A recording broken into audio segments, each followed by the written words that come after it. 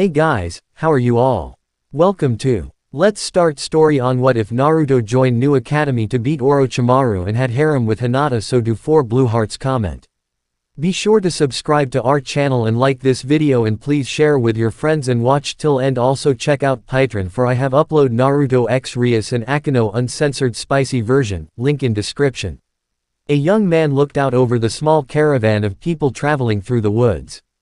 He was dictated as the protector due to his younger age and skill. They had all left their home almost 13 years ago. Not that they had any choice in the matter. The sudden grouped attack of 4 full-fledged shinobi nations was enough to destroy almost any semblance of peace or calmness, not to mention any life. He had been amongst the lucky ones to escape. Not that he had a choice in the matter. His adopted grandmother had grabbed him and ran, along with anyone in the near vicinity. Seisho Ryuki had been 5 when he was forced to leave his home village. He was lucky to have his only surviving relatives make it with him, to comfort and watch over him.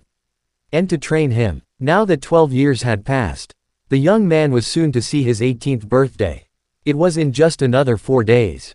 The black-haired teen was brought out of his reverie by a rustling sound off to the right. He quickly activated his ranged eyesight and scanned the area. After a few good sweeps of the entire range surrounding their little group of misfits, he was satisfied enough to turn off his Byakugan. His uncle had trained him in the art of his dark bloodline when he was old enough to understand the concept. He told Ryuki that it was a means to defend himself from attackers if he were able to say NSE them or see them before they even got close. It was no surprise that the boy had mastered bringing forth his abilities at an extremely young age. After all, he had the blood of a genius as well. Yuki brought his black eyes to stare at the people in front of him. He was trying to do his best to please them, as well as keep any and all of them alive. He didn't want to lose anyone else. He'd lost his mother at the age of 3. And he never knew his father. By what the others described him as, he didn't think he'd ever want to know the crazed man. His darkened aura was clearly present in the boy's appearance, but no one minded. They accepted him for who he was, himself. Ryu. The quiet and stoic voice startled the teen into looking over his shoulder. His uncle, Neji, was seen with a sly, amused face as he looked at his nephew. Sorry, I was just thinking. Neji nodded. It wasn't uncommon to find Ryuki thinking of his past. That was one of the main reasons he was placed as the rear guard and not the rear defense guard.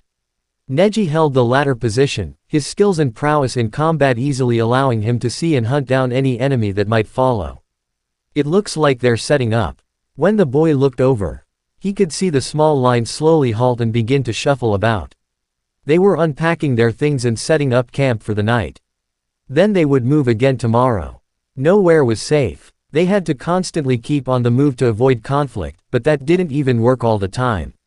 It was the same routine, day after day. Morning training for the shinobi, breakfast. Packing up and leaving to find a new area. Ryu could see his aunt moving towards the caravan as her position as the scout.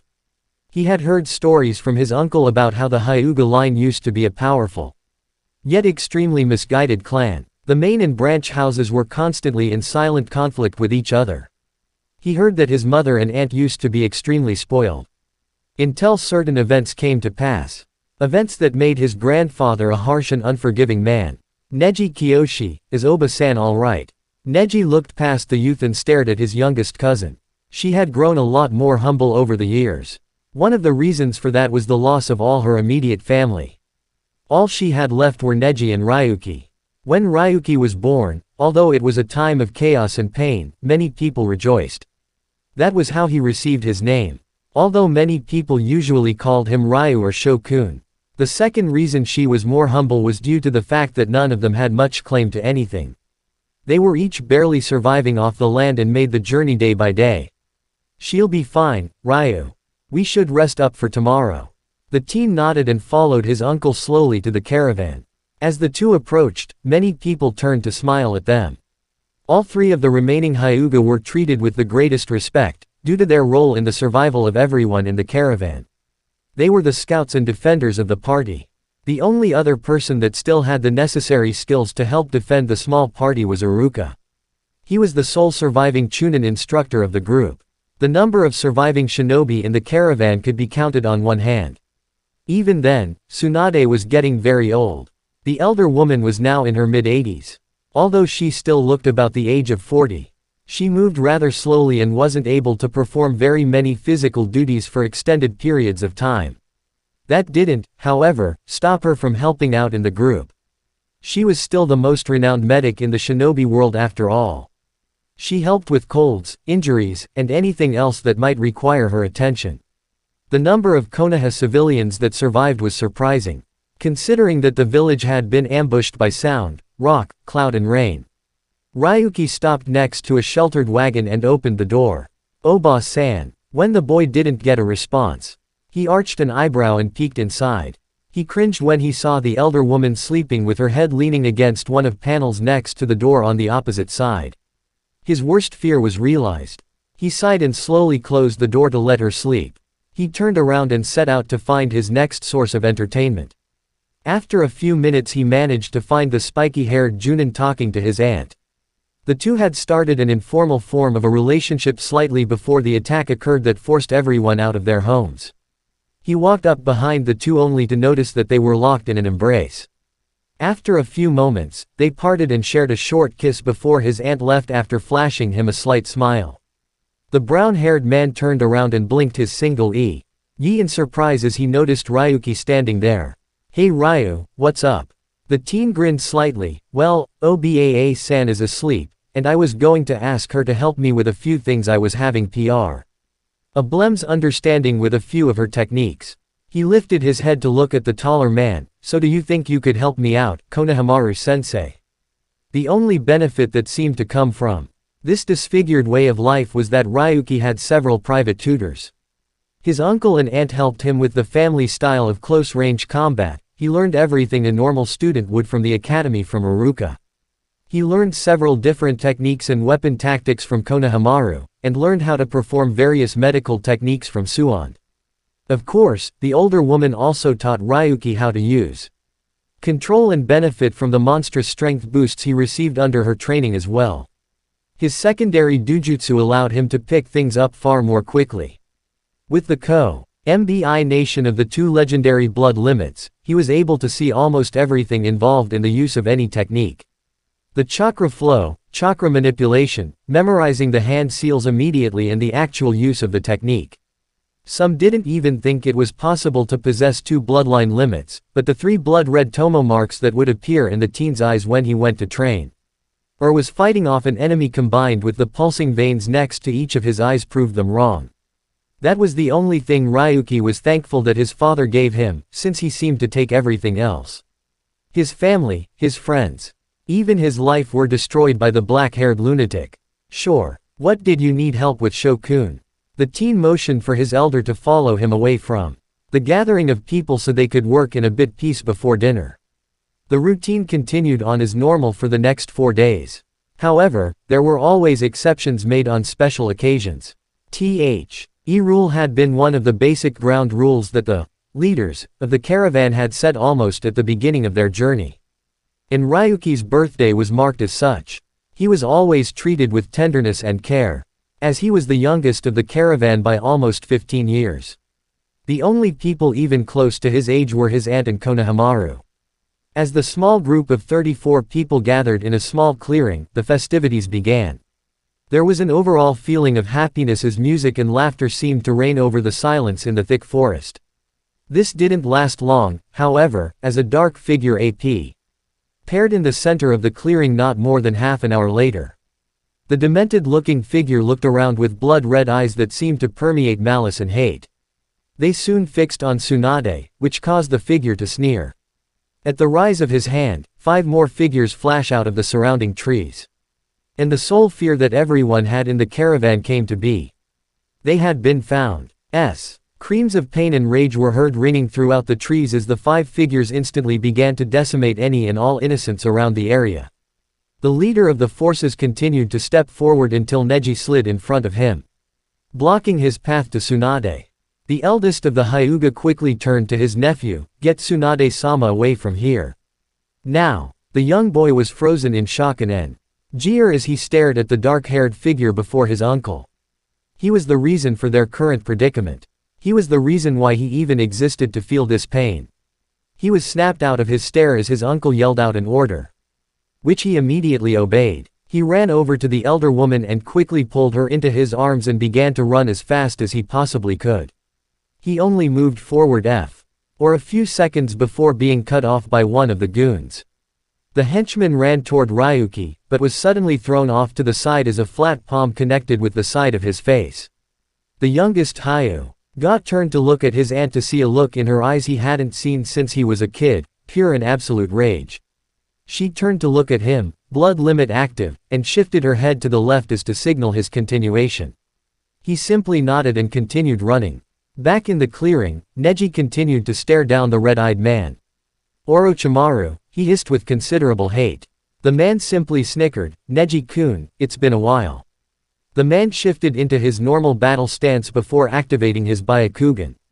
Yes it has. Far too long, if you ask me. The man chuckled lightly to himself while Neji continued to stare at him. Now, you will pay for the crimes you committed against my family. And for violating one of the last few pure people on this earth. The man snickered again in his annoying manner. It sounded more like his was choking on something than laughing. But you see, that was not me. Sasuke-kun was bored and wished to have a little fun. Neji's glare hardened, then you shall die in his stead. As Neji rushed forward, the battle began. For life. And for the restoration of honor. Ryuki looked back as he heard the sounds of battle dim to almost nothing. He'd been running as fast as he could to get away. After all, Tsunade was their last chance for anything good to happen while she was still alive. The elder woman looked up at the boy-turned-man and sighed. He had grown up in such harsh and unforgiving times, yet there was nothing that could be done. Unless of course she violated all sacred law and performed one of the many kinjutsu she knew. She had Riso Lved herself to stick it out as long as it took for their group to find peace, but now that would never happen. She sighed as she looked up at Ryuki's face once again. He deserved so much more than this meaningless lifestyle. And now she would give it to him, whether it would break the ancient laws or not. Ryu, put me down. Ryuki looked at her like she was crazy before noticing the look in her eyes. That look was something he knew he wouldn't be able to argue with. He slowly decelerated and stopped as he gently set down the woman. Tsunade closed her eyes for a moment, searching her memories for the long-forgotten technique. After her younger brother and her lover had died, she had done some research in various arts of revival and time travel to see if it were possible to bring either back. Yet, she found nothing that seemed to work without drastic consequences. As she filed through the various forbidden arts in her mind, she finally began to remember the one she was thinking of. It was considered an extremely forbidden technique due to two reasons. One was that the person sent back in time could disrupt the normal flow of time and that could possibly distort or destroy the timeline. And the second reason was that anyone who used the technique would be cursed. Cursed with the seal of immortality. Unable to die or live in complete peace. Being a recluse to avoid suspicions and hatred. And worst of all, watching all those you cared about die around you. However, Tsunade now had nothing to live for. The sole reason she felt she existed was to give this second chance to Ryuki, so he could live a normal life. After a few minutes of silence, Ryuki looked at the disguised woman in confusion. Oba-san. The blonde turned to look at him with a soft smile and gentle spark in her eyes. I don't like that look, Obaa-san. Ryuki, there's nothing left for you here. The boy seemed to hesitate slightly before nodding, and it has recently been brought back to my attention that there is a possible out for you. The teen raised an eyebrow in confusion as he stared at the older woman. She began to look around and found a small stick lying on the ground. After grabbing it, she kneeled and began tracing odd-looking shapes and figures in the ground. After a short time, the figures and shapes turned into a medium-sized seal drawn on the floor of the forest. Ryuki was now getting nervous. What are you planning to do, boss-san? She turned and smiled at him before wincing slightly as she stood. Something relatively easy. And something that should help you live a better life. The teen was confused. He simply stared at his adopted grandmother with confusion clear in his pupil-less black eyes and a frown on his face. I'm going to send you into the past, Ryu. There, not only will you have a better life, but you have a chance to change all of this before it even happens. If you manage that, everything will be just fine. What are you talking about? I can't simply abandon you. Tsunade frowned. I'm not asking you to go, I'm telling you. Even if I have to knock your ass unconscious to do so, I'm still going to send you back. The boy sighed, he knew there wasn't any arguing with her now. She had it engraved in her mind, and she wasn't going to let it go. Fine, but you better swear you'll be alright. Tsunade grinned, what are you talking about? I'll be just fine. The black-haired youth rolled his eyes as she put a hand on her bicep and flexed slightly and mumbled, whatever. Stand in the middle of the seal. The boy nodded and slowly walked into the center. Still hesitant over the entire idea. He knew things were bad, but he couldn't guess how bad they were if Tsunade was going to break the ancient laws by performing a forbidden technique. As he made it to the center, he calmly turned around and stared at his grandmother. He noticed that she seemed weary and completely vulnerable. It was the first time he'd ever seen her in such a state. I just have one thing to ask of you before you go, the teen nodded, take care of Naruto.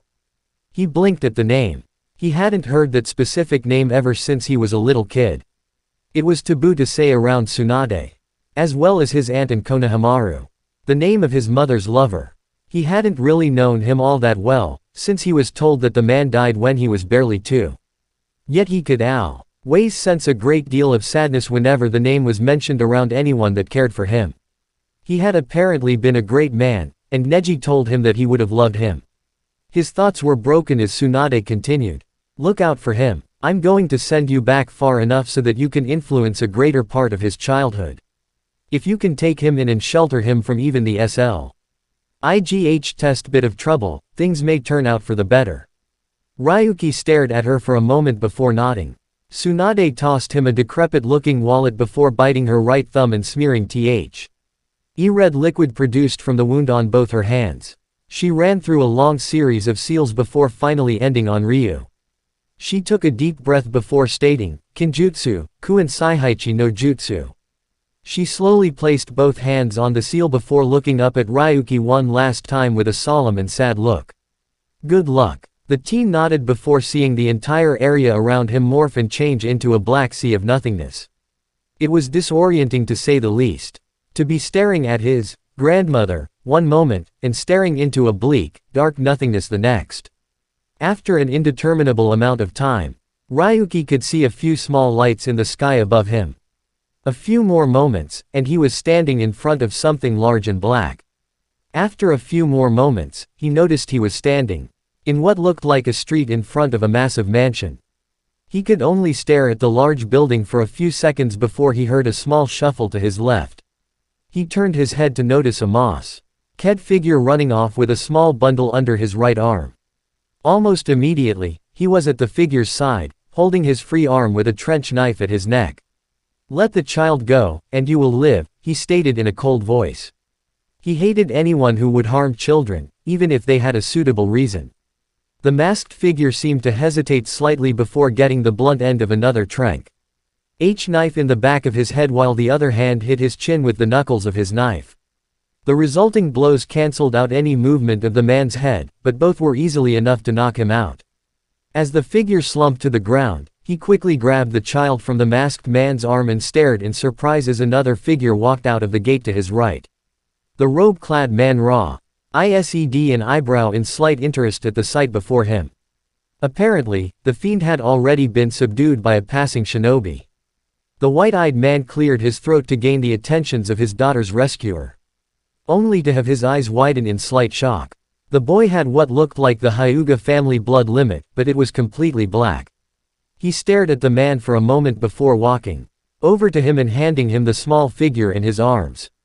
Hiyashi nodded his head in thanks and moved back into the complex while the other male turned back to the figure.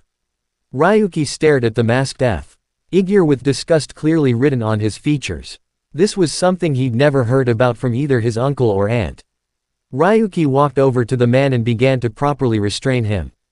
After a few moments, the man no longer had any weapons and was completely defenseless while unconscious. He then grabbed the man by the arms, secured behind his back, and began to drag him towards the huge compound. Within his first few minutes in this new time, he'd already been able to see a figure he recognized, even if it was images from certain pictures. And it was one of the last he'd expected to see. On his first night in this current timeline, he'd rescued his mother. As Ryuki brought the restrained shinobi into the complex, he could see many people in the courtyard. All of them with the pearly white eyes of the Hyuga. He was stunned, to say the least. When he was told by his uncle that the clan was powerful, he didn't try to refute it. But the sheer number of people in the courtyard was mind-blowing. At least to him. He continued into the complex with the masked figure still being dragged by his side.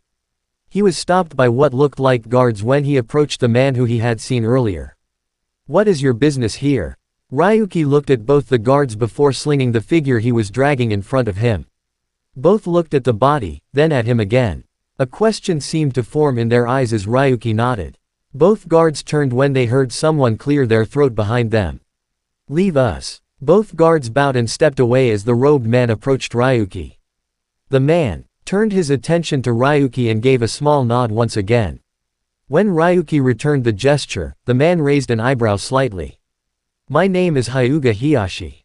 I would like to formally thank you for your assistance in my daughter's rescue." "Your name?" "Seisho Ryuki," was the blunt reply. However, the black-eyed boy continued to stare at the man in front of him. A nagging feeling had formed almost from the instant he saw the man. He just couldn't place it. Now the feeling increased with hearing the man's name. There was something critical he was forgetting. After a few moments of silence, his eyes seemed to widen in recognition. He suddenly remembered what his uncle had told him of his heritage and what influence he possibly could have had over the clan had things remained peaceful. He was staring at his would-be grandfather, not to mention the current main house leader. "It is an honor to meet you, Hiyashi-sama." Hiyashi lowered his brow and nodded once again. "Now, young Ryuki, would you mind telling me why you were outside this complex at this time of night?" Several excuses instantly shot through the teen's mind, but none of them seemed to work. So he stuck with the most truthful statement he could. "I just arrived in the village and was taking in the sights at night. I was admiring your facilities when I saw the man." Hiyashi nodded and turned his attention to the masked person on the floor. He bent over slightly and pulled off the mask to reveal the cloud emissary that had been sent to Konoha for the recent peace talks. The clan head frowned and turned to the guards. "Detain him. We will escort him to the Hokage in the morning." The two guards from before nodded. As they moved over to the man on the floor, they took a hold of both the man's arms and hauled him towards the opposite side of the complex. At the mention of the Hokage, Ryuki instantly thought of Tsunade. After all, she was the only Hokage he had ever officially known. He had heard about her predecessors in Iruka's history lectures. But that was it. But, once again, he had to remind himself of his current situation. If what he remembered was correct, then the Yondaime would have passed almost 5 years ago, leaving the Sandaime to fill his position. The age of his abducted mother seemed to prove that thought, as she looked no older than 5 years old, maybe younger. He had learned that she was Bo-RN only a few months after the Yondaime's passing. Hiyashi turned back to Ryuki. "As a formal thank you, would you gift us with your presence tonight at the manor? We would be more than happy to accept you into our home." Ryuki, dumbstruck by the display, simply nodded his agreement. All he received as a response was a nod as Hiyashi turned his back to him and walked away. As Ryuki followed the man into the manor, he caught sight of the organized cabinets for footwear just inside the threshold. He slipped off his worn and dirty sandals and slipped them into one of the lower slots. After depositing his footwear in the proper place, he looked up to see Hiyashi waiting for him at the end of the entryway. The young man quickly stood and hurried over to the man. Hiyashi simply turned and started leading him down one of the many halls. "By your clothing, I can see that you have been wandering around for a while." Ryuki nodded. "Yes, my family and village were destroyed at the hands of a madman. And I've been forced to live away from most human contact for quite some time. I was only recently able to make it to Konoha. Not exactly the entire truth, but not exact a lie either." "A perfect excuse." Hiyashi nodded. "Then I would ask you to accompany our escort to see the Hokage in the morning. He will pass his judgment on whether you will be deemed worthy to stay in the village." He stopped in front of a room and extended his arm towards the door. "Inside you should find new vestments as well as anything else you might need during your stay." Ryuki bowed slightly before opening the door. "Thank you." Hiyashi simply nodded and walked away. Ryuki just couldn't get over the fact that he was where he currently was. He wondered how Tsunade was doing and was worried for her well-being. His uncle also came to mind. As he was now in the Hyuga compound, he took the time to analyze the situation now that he was alone. He remembered being told by everyone in the caravan that the war had officially started 2 years before he was conceived. He shivered at that thought, but quickly brushed it aside. At the time, his mother was apparently just before her 19th birthday when she gave birth to him. And seeing as how the little girl he had seen earlier was probably 4 or 5. That put him at about 34 or 35 years into the past. Almost double his lifetime. He shivered at the thought. It just didn't really sit right with him that he'd have to watch his only family grown up before his very eyes. And the hardest thing about it was that he would never be able to tell them, nor would he be able to have a normal conversation with them without one memory or another popping up. It was a paradox of ill feelings and dizzying emotions. He, still, could never have a normal life. The young man sighed as he pulled off the beaten and torn combat gear and clothes he had become accustomed to over the years and slipped into the informal robe laying on the futon. As he tossed his outer jacket onto the floor, he heard a slight thump come from where it landed. He raised an eyebrow and looked at the brown rag. He didn't remember anything being in the pockets. He walked over to the discarded garments and picked up the torn jacket before sticking his hand into all the pockets.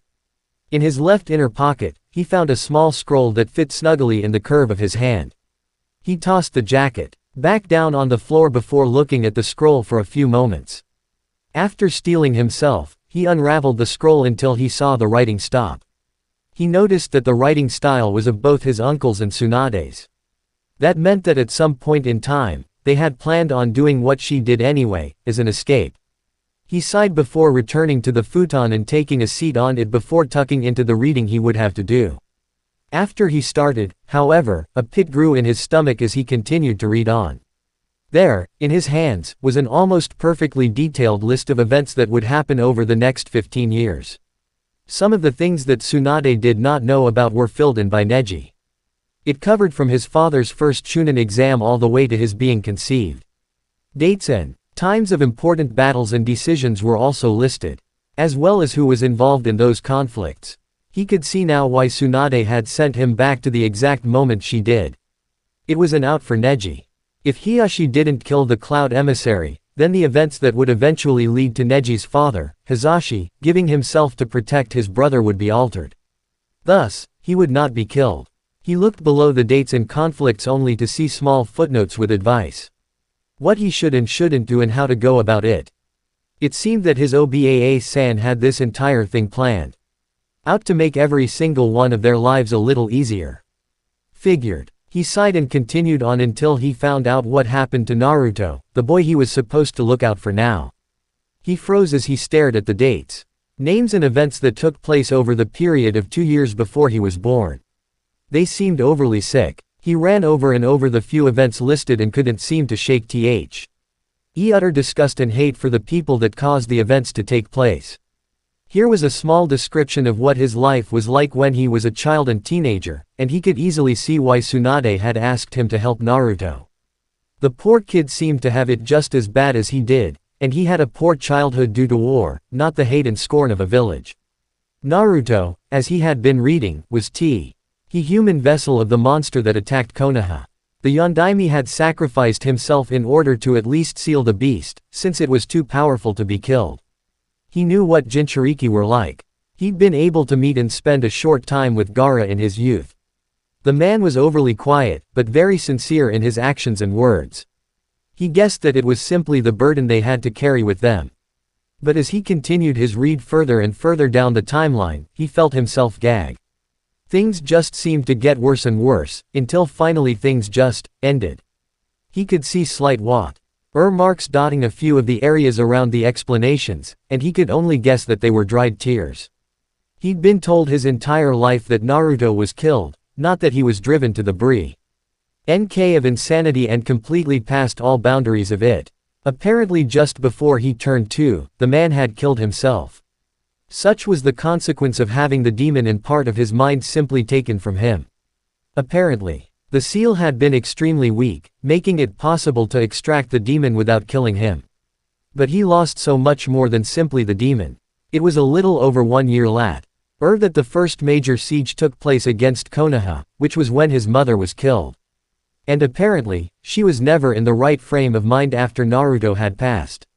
That was one of the contributing factors to her death. There was also a small timeline of when each of the strongest shinobi were overwhelmed and killed during the sieges and war, his grandfather being on the list a little over 3 weeks after his mother's death. That's where the scroll ended, with a small message that pleaded with him to do anything in his power to prevent most of these things from ever happening. That's when he knew that they really had planned on this all along. Of course, he had no idea what would happen if he altered events that could potentially lead to him never being born, but that wasn't on his mind. The only thing on his mind was how to prevent the war. And if he had to sacrifice himself to further along the process that would stop the war, then he would gladly give his life to save his family. Ryuki stood in front of the older man dressed in ceremonial robes with no amount of discomfort. He wasn't used to formal clothing, even if they were simple robes. Not to mention, he didn't know the man standing in front of him at all. Hiyashi had just finished explaining the situation and handing over the Cloud Shinobi. Now the attention of the room was focused solely on him. It was extremely unnerving. So, Ryuki. The boy nodded. What is it that you wish to gain by living in this village? Do you have any motives or desire to become a shinobi under Konoha? Or are you more partial to the life of a civilian? He knew the first question would be posed, but had no idea on the second too. Well sir, I've been on the run since I can remember.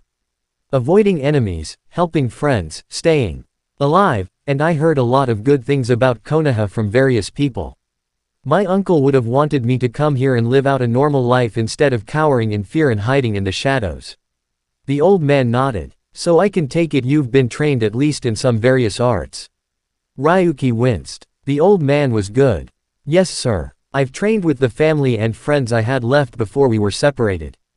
I see. What would you say to a sort of test, so that we may gauge your abilities and place you at the proper rank? The boy nodded. Very well. If you are fully willing to be tested, and merely seek shelter and comfort, I see no reason to turn you away. The boy in front of the old man smiled and bowed. Thank you, Hokage-sama. Hiyashi seemed to nod and made his way towards the door. Ryuki stood still while looking back at his would-be relative, making sure he left before turning back around again. Hokage-sama, would there happen to be a Naruto around? The old man looked surprised. You know of Naruto? I heard a few people whispering about someone named Naruto in the streets. They were saying he was slightly loud and loved to prank other people. But, they also seemed to say it with such distaste. Sandaime smiled. Yes, that sounds like an accurate description. Does he have any surviving family? The Hokage seemed to draw in a deep breath and sighed slowly. No. Any and all family he had was taken from him. He's going to be leaving the orphanage within the next couple of years. So he was placed up for adoption. Yes, he was placed up almost as soon as he was born. I see, thank you for your time, Hokage-sama. With that, the two men left, leaving Sarutobi to lean back in his chair while stroking his beard. Things could get interesting. Switching to his nickname. As the days passed, many people around the town were gossiping as the new arrival passed through the streets. Many people whispered that he was the one that rescued the Hyuga heir, Others whispered that he was staying with the Hyuga family. No rumors had been circulated yet, but he could only guess what some of them would say. He could almost imagine the stupid and absurd things that they would whisper about. Like his marriage into the Hyuga clan as a reward for rescuing the heir, or something equally as lame. He continued to wander around the town to gain his bearings and to memorize the setting. He'd been doing this for the past few days. First, he'd acquainted himself with the area in and around the Hyuga complex, as Hiyashi stated he would allow him to stay, as personal thanks for saving his daughter, until Ryu could find a place of his own. He'd been touring around town for the last week or so since then. He'd get up and train for a while in the morning before accepting lunch. Then he would spend a few hours simply walking around the town to get to know the scenery. He'd already walked through most of the huge business district, as well as saw where the ninja academy and hospital were. He was currently walking through the part of town that he could only guess was the market district. Stands full of meats, fruit and other assorted food items were spread along the street. As he continued on his way, Ryu couldn't help but notice the odd looks he got. He had to admit that it probably was odd for someone to be wearing robes all the time while walking around. But he didn't really have a choice. Or did he? He quickly turned to his left and continued down the street to where he remembered the business district being. He had been surprised when he opened the old, decaying piece of leather that Tsunade had tossed him. The number of bills, and even coins, was astounding. It didn't seem that heavy at all. Yet in the wallet itself was almost enough money to last an entire month without needing to take a job or anything of the sort after buying any necessities. He figured that some of that money could be spent in getting himself new attire. As he continued down the street, he saw a few different shops that caught his interest. He entered the one closest to his right and began to slowly browse through the items present. He found a black R shirt style that looked as though it would fit nicely, as well as a few different pairs of knee-length dark blue shorts. They had various pockets and even a few loops for scrolls. After finding nothing else that fit his fancy, he paid for the 5 pairs of shorts and black shirts and walked to the next store. This one seemed to be more battle-oriented, as he saw different kind of arm guards, shin guards and even chest plates. He looked around the store for a bit before finding a something that he'd seen Konohamaru wear before. It was a full upper body chain-link shirt that ran to just below the elbow and cinched off. He grabbed 2 of the shirts before looking around to see if he could find anything else before heading off. As he passed the arm guard section, he couldn't help but stop and stare at one of the items on display. It looked like a set of elbow-length, fingerless gloves, but they had a sort of pocket was hidden underneath the wrists that seemed like they could stash kunai or other weapons. On top were silver metal plates that curved and rolled at the edges, giving it the look of a small shield. He looked at the bottom of the gloves to see if he could possibly fit the trench knives he'd been given as a gift. And was pretty much excited when he found that the pocket went in almost a whole 15 centimeters. That was more than long enough to keep his knives hidden until he would be in need of their offensive capabilities. He also grabbed a roll of bandages to cover his left leg, since he was used to having the left pant leg and nothing on the right. Finishing off the overall new look with a black, sleeveless, high-collared trench coat and blue shinobi sandals, he quickly went to the cashier and paid. He then asked if he would be permitted to change in the available dressing rooms, which the cashier agreed to. After walking into the small stall, he began to fully equip himself. After finishing his changing session, he walked back out with the robes in the bag that the cashier had given him and thanked the man before walking back outside. The arm guards would take a little getting used to, but other than that he felt perfectly fine. He walked to the La Saint store on his left and entered to see a brown-haired woman with brown eyes. She smiled at him as he entered and he smirked back. Looking around, he noticed that this particular shop was dedicated to weaponry. Perfect. After finding a leg holster for various airborne weapons, he set out to fill said holster with what he knew he would need. When that need was fulfilled, he took the time to look around the ship and also noticed a small pouch that seemed to wrap around the waist and fit in the small of the wearer's back. He grabbed that as well. It would be the perfect place to hide anything he might need. As he left the shop with his new items, he only had one last thing on his mind. He needed something to cover his eyes. He knew that many people would be extremely suspicious of his black, pupil-less eyes. Not to mention they would question him on why they seemed to have hints of red sometimes as well. He looked around various stores, only to find nothing that suited his needs. He then looked at one of the clocks on the wall and noticed what time it was. He continued to browse around town, but didn't find anything that caught his fancy. As he passed by what he suspected was the residential area, he could see a small billboard with various papers tacked onto it. As he looked at it, he could see that various apartments were up for rent and ranged from 3-bedroom 2-bath to 1-bedroom and half a bath. He decided to come back and check out the potential prospects in bit. He had something else on his mind. Thus, he turned his attention back to the road and continued to walk toward the building he saw in the distance. Ryu had discovered when the orphanage was on his own when he'd wandered through the village. And he could see the building outline in front of him. He could also see many children playing. as well as heard happy laughter all around the outside area. He smiled to himself as he continued to walk to front doors of the building. It was then that he noticed a smaller figure hiding behind one of the bushes, his back against the tree. The only thing that Ryu could see was a flash of yellow hair. The teen continued up and into the building, stopping at what seemed like a front desk. After a few moments, a girl, probably no older than himself, stepped out of the back and smiled. "Welcome. Is there anything I can help you with?"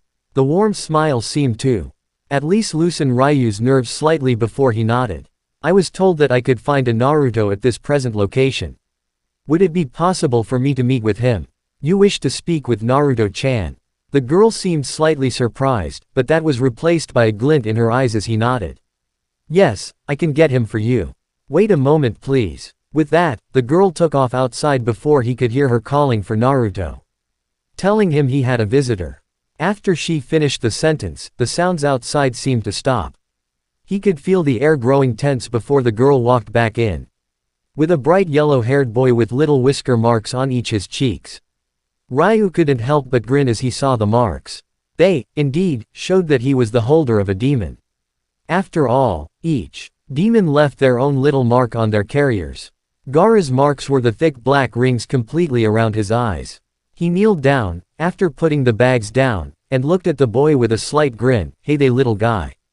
Are you busy?" When Naruto's head dipped slightly and he shook his head slowly, Ryu could tell he was slightly depressed about something.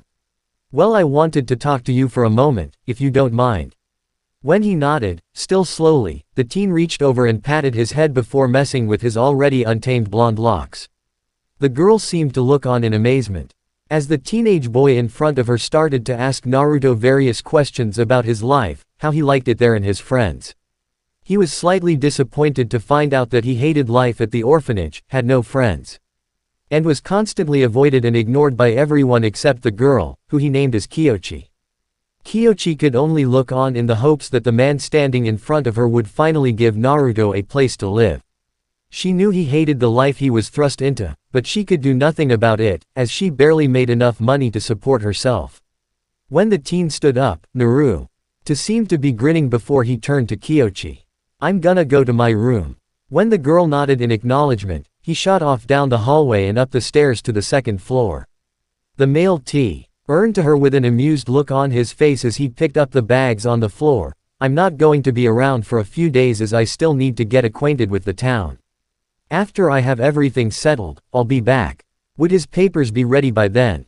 Kyochi's wide eyes were all the proof he needed to see that she was utterly shocked that this was happening. However, before she could answer in the affirmative, another lady stepped out from the back. "Are you sure you wouldn't be interested in any of the other children? That little demon is quite a problem.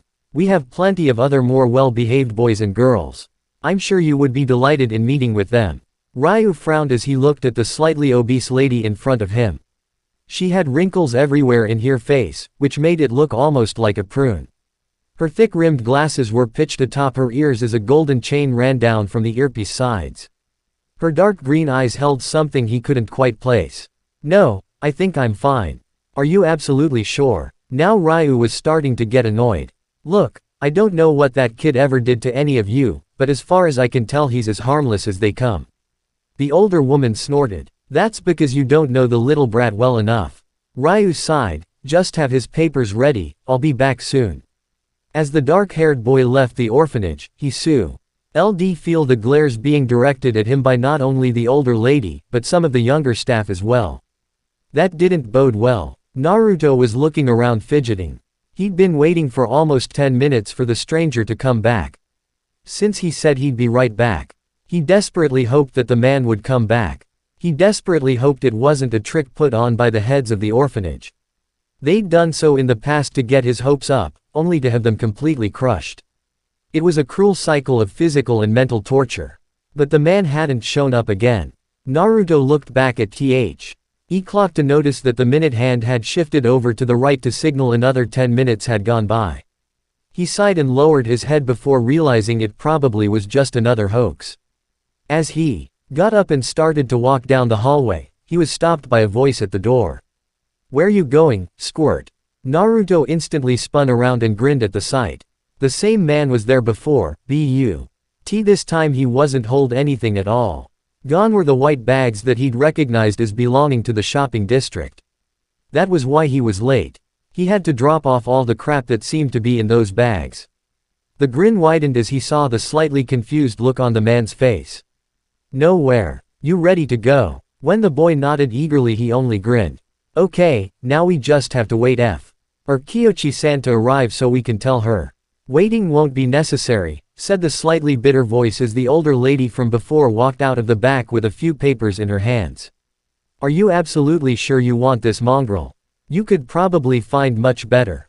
Ryu looked over to Naruto and rolled his eyes, only to receive a grin from the boy. I'm fine. Besides, I've heard about the kid and he's a little more like me than he may realize.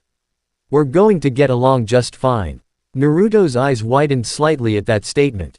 Did this guy have no family too? Was he just as alone as he was?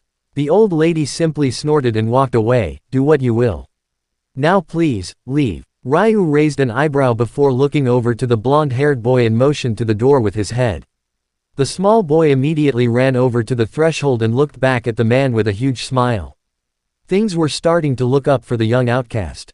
Naruto couldn't believe that at least something was going right. First, he'd met a fairly nice guy earlier that day and they had a small chat before the man had told him he'd be back to take him out to lunch so they could talk more. After that, they had gone to Naruto's favorite place to eat. When they arrived at the stand, the man behind the counter smiled and welcomed them. Naruto had then proceeded to eat his fill, much to the amusement of the man. He said he couldn't believe how something so small could eat so much. After lunch, the conversation had turned more casual, as the man, who told him to call him Ryu, began to tell Naruto about his similar experiences in life. It seemed that the two of them had a great deal in common. He listened as Ryu told him how he never knew his father and his mother died when he was extremely young. That left his uncle and aunt to take care of him. But they could never stay in one area for long, as they would be targeted by enemies.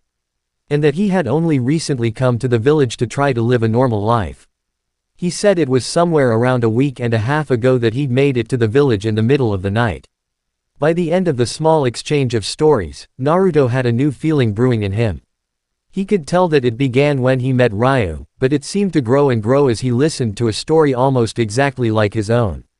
They were kin. They shared a bond of pain that most people would never understand. That alone held hope with Naruto. When they walked back to the orphanage, Naruto began to feel slightly depressed. After all, things were never going to change. He may have made a new friend. But that didn't mean anything. As they walked inside, Naruto turned and smiled. Thanks for lunch. Ryu waved his hand in a dismissive manner. No big deal. Listen, I still have to get everything settled in. I'm looking for a place and it may be a while yet. So I'll probably see you in a couple days, alright. Naruto instantly perked up at that sentence and nodded, sure. Ryu tousled his hair slightly before turning around and walking out the door. And for the first time in what seemed like his entire life, Naruto smiled. Not one of his fake grins or fake appreciative smiles, but an actual, true smile. Yay, things were definitely looking up. After leaving the orphanage and wandering around the residential district for a while, Ryu finally found a place that seemed to fit the needs of two people. It was a fairly small 2-bedroom 1-bath with a kitchen and living room. The back room was slightly larger than the front, but that was because the space in the front room was reduced to accommodate for the bathroom. Otherwise, the bathroom would have been extremely narrow. The living area wasn't anything special either. It looks to be about 5 square meters in size.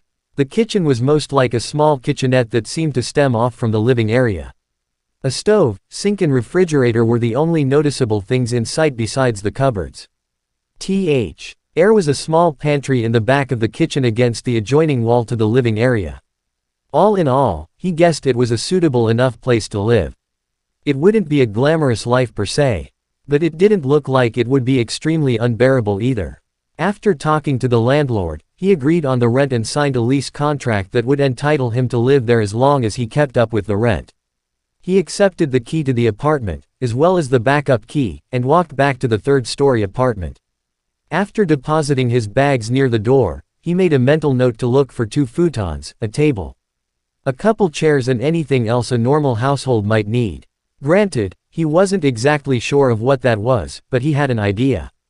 As he set out again, he turned around. Looked at the small apartment with a smirk.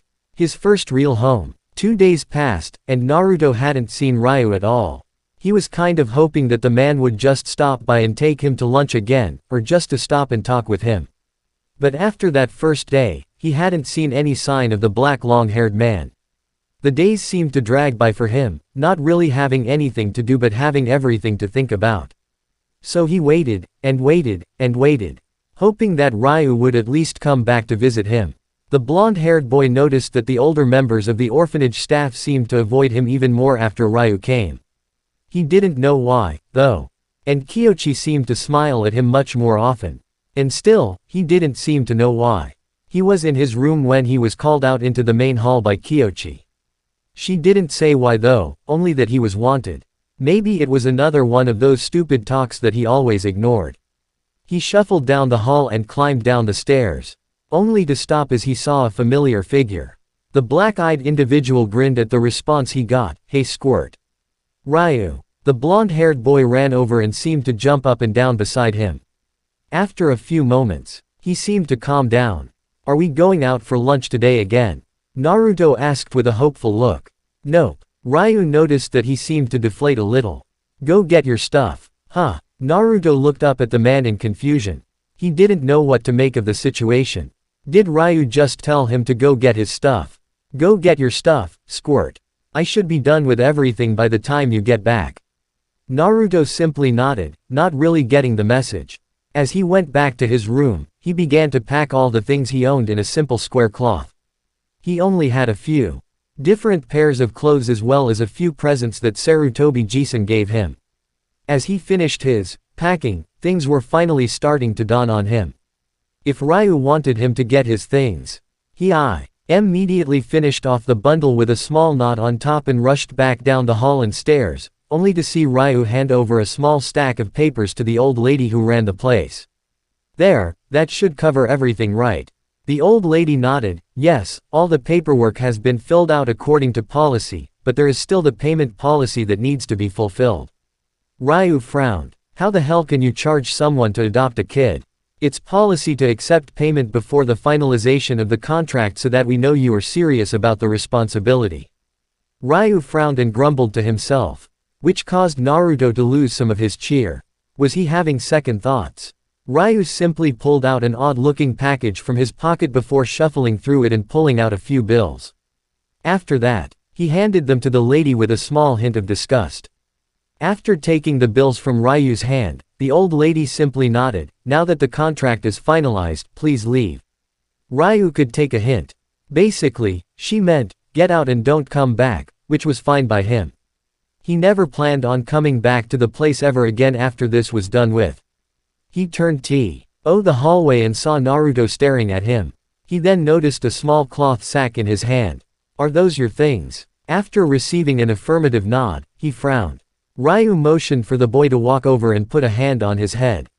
"What do you say we blow this joint, huh?" The eager nod was all he needed before he put a hand on the back of Naruto's head and gently pushed him towards the door. After leaving the orphanage, he was led to the residential district by the man that adopted him. They stopped in front of one particular building before climbing up 3 flights of stairs and stopping at the door 4 doors down from the stairwell. Ryu pulled a key out of his pocket before sticking it in the lock and unlocking the door. He placed the key back in his pocket, put a hand on the door and turned to Naruto with a grin. "Here we are, Squirt, welcome to your new home." And with that sentence the door was slowly swung open to reveal the rather small apartment. Naruto could only stare for a few moments before he felt himself tear up. Finally someone cared. It had taken a while for Ryu to calm the kid down, but he felt he could understand the major wash of emotions the kid was dealing with. After all, he'd dealt with them before too. Heck, he had to deal with them the moment he was sent off. Only he was mature enough to control most of them. Naruto was still a kid, so he didn't have a full grasp on most things yet. After setting everything down, Ryu practically dragged him to the business district. The slight chatter and smiles that he'd always heard and received when Walking around now became heavy whispering. He was aware that the gossip would start almost as soon as he was seen with Naruto, but he didn't expect it to happen with the first 3 people that saw them. The wary and appraising glances he'd previously received were turned into hardened stares and even glares from the older villagers. It was slightly unnerving how quickly people could change their outlook on something. But he didn't care. If he had to shoulder part of the boy's burden just for his life to improve by a small fraction, he'd do it. He'd always been taught to put others before himself. His uncle also told him that it came naturally from his mother. And it was required in the kind of life he lived. He pushed Naruto into one of the shops he'd went to a few days ago and started going over the selections of clothes he thought would fit the boy. All Naruto seemed to have to his name were a few shirts with an incomplete Konoha symbol on them and a few pairs of black shorts. Yet, Naruto seemed to reject every single idea he came up with. Although he did take a liking to a darker blue shirt that was lined with orange at the sleeves, neck and waistline. After arguing with him, he finally gave in and let the kid get a couple of the shirts. A few more casual black, blue and white shirts later, and all they needed were his lower garments. Once again, arguments ensued as Naruto started to pick out what looked like orange jogging pants. Ryu kept telling him that orange would draw too much attention to him, but Naruto simply shrugged it off. The kid was stubborn. He had a far stronger will than Ryu did at this point, so he won out. The total look was finished off by a pair of blue sandals and an odd-looking red bandana that would help keep the blonde's hair out of his eyes. After they finished shopping and paid, Ryu ushered the boy back to the apartment to discuss a few things. Once again, he could feel the stares and glares find their way to him, and he continued to mess around with Naruto as if he were a plaything, despite the boy's loud protests. After a quick luncheon, Naruto began to ask an incredible amount of questions that seemed to pop into his mind. The first, and most important, being a simple, why? Ryu had just smiled, shook his head and answered, why not? That simply confused the boy, but didn't stop him from asking anything that came to his mind. Personal questions were asked on both sides as both boys wanted more information on the other. Some new things were added to Ryu's mental list of the things he already knew about the boy, while everything Naruto learned was new. When Naruto asked if he was a shinobi, Ryu simply shrugged. I have an audience with the Hokage tomorrow to talk about that. Something about a skills test. I talked to him again after I first met him, and he said he'd give me a 2-week grace period to set up everything I needed and support myself. You're going to talk to the old man? Ryu raised an eyebrow. He lets you get away with calling him that? Naruto shrugged in return. Ryu shook his head and walked over to the sink to finish washing the dishes, as Naruto had pulled him away from that duty with his questions. Naruto simply followed the man into the kitchen and watched for a bit. As Ryu finished with the dishes, he began to put them in their proper places in the various cabinets. Ryu turned to see Naruto simply standing there, staring at him. He grinned, but as he opened his mouth to say something, he was interrupted by a knock on the door. He turned to eye the door with a raised brow before looking at Naruto and shrugging. He moved past the blonde before stopping at the door and opening it slightly to see who was there. After a few moments, the door was fully open as he looked at a pair of men in front of him. From what he could tell by the pearl-colored eyes and informal robes, it was a pair of Hyuga branch members. Can I help you? One of the guards nodded. We come on behalf of the main house. They wish for an audience with you at the complex as soon as you are available. Ryu nodded and motioned for Naruto to move forward and follow. He saw the faces of the Hyuga guards become slightly less inviting and far more stern. I have time now. Lead the way. Naruto looked around in wonder at the area they had arrived in. The place was absolutely huge. As he looked up at Ryu, he could see the man was casting a wary eye around him. He obviously was on guard, but why, Naruto didn't know. As they moved deeper into the complex grounds, Ryu couldn't help but feel slightly unnerved. Something was going on. As they reached the main building, both parties discarded their footwear and Naruto and Ryu continued to follow their escort. Soon, they reached an intersection with a wider hallway with 2 wide doors near the end of it on the right, while the current hallway they were in continued on. It was at this point that Ryu was separated from Naruto and the older boy as taken to the doors while Naruto was led further down the hallway. Naruto looked up at Ryu, who nodded before following his escort. Naruto turned around and eyed the guard suspiciously as he was led further and further down the hallway. After a few minutes, he was led into what looked like a back courtyard with a small pond at the far side. He was motioned to continue on as the guard stood by the doorway and watched the apprehensive boy walk out and around the courtyard. After a few moments of looking around, Naruto began to wander around the large open space. In the middle of the courtyard road was a simple cobblestone walkway with small lanterns set every few meters on either side to light the path when it was dark. To the left of the pathway was what looked like a small flower garden. Hitch continued for a ways before ending at what appeared to be a pit of sand. The sand seemed to swirl and wave around the pit, encircled several small rocks that seemed to be placed in completely random and odd spots. Naruto had no idea what to think of it. He turned his head to look to the right and noticed that it was far more open than the right. There was about a good 6 meters to the small pond, and all that was in sight on the ground was the small cobblestone walkway. Around the pond were a few benches that appeared to be placed in random spots along the bank.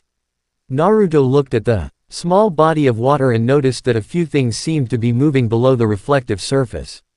He moved along the pathway to the large puddle and noticed various small koi swimming around underneath the surface of the water. He stared at them in amazement for a moment, as he'd never seen koi before. They looked so graceful as they swam. He moved to sit on a bench off to the left side of the pond. As that particular wooden creation was just below a tree that would provide ample shade as he continued to watch the fish. After a few moments, he could hear someone else approaching.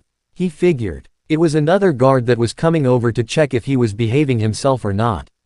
But as he looked up, his eyes could only widen at the sight before him. A small girl, no older than him, was staring at him with her mouth slightly agape. Apparently, she hadn't noticed he was there until she reached her current position. He wondered if she would be like the others at the orphanage and simply avoid him. He could tell by her eyes that she was one of the people who lived here. She had those weird-looking pearl-like eyes.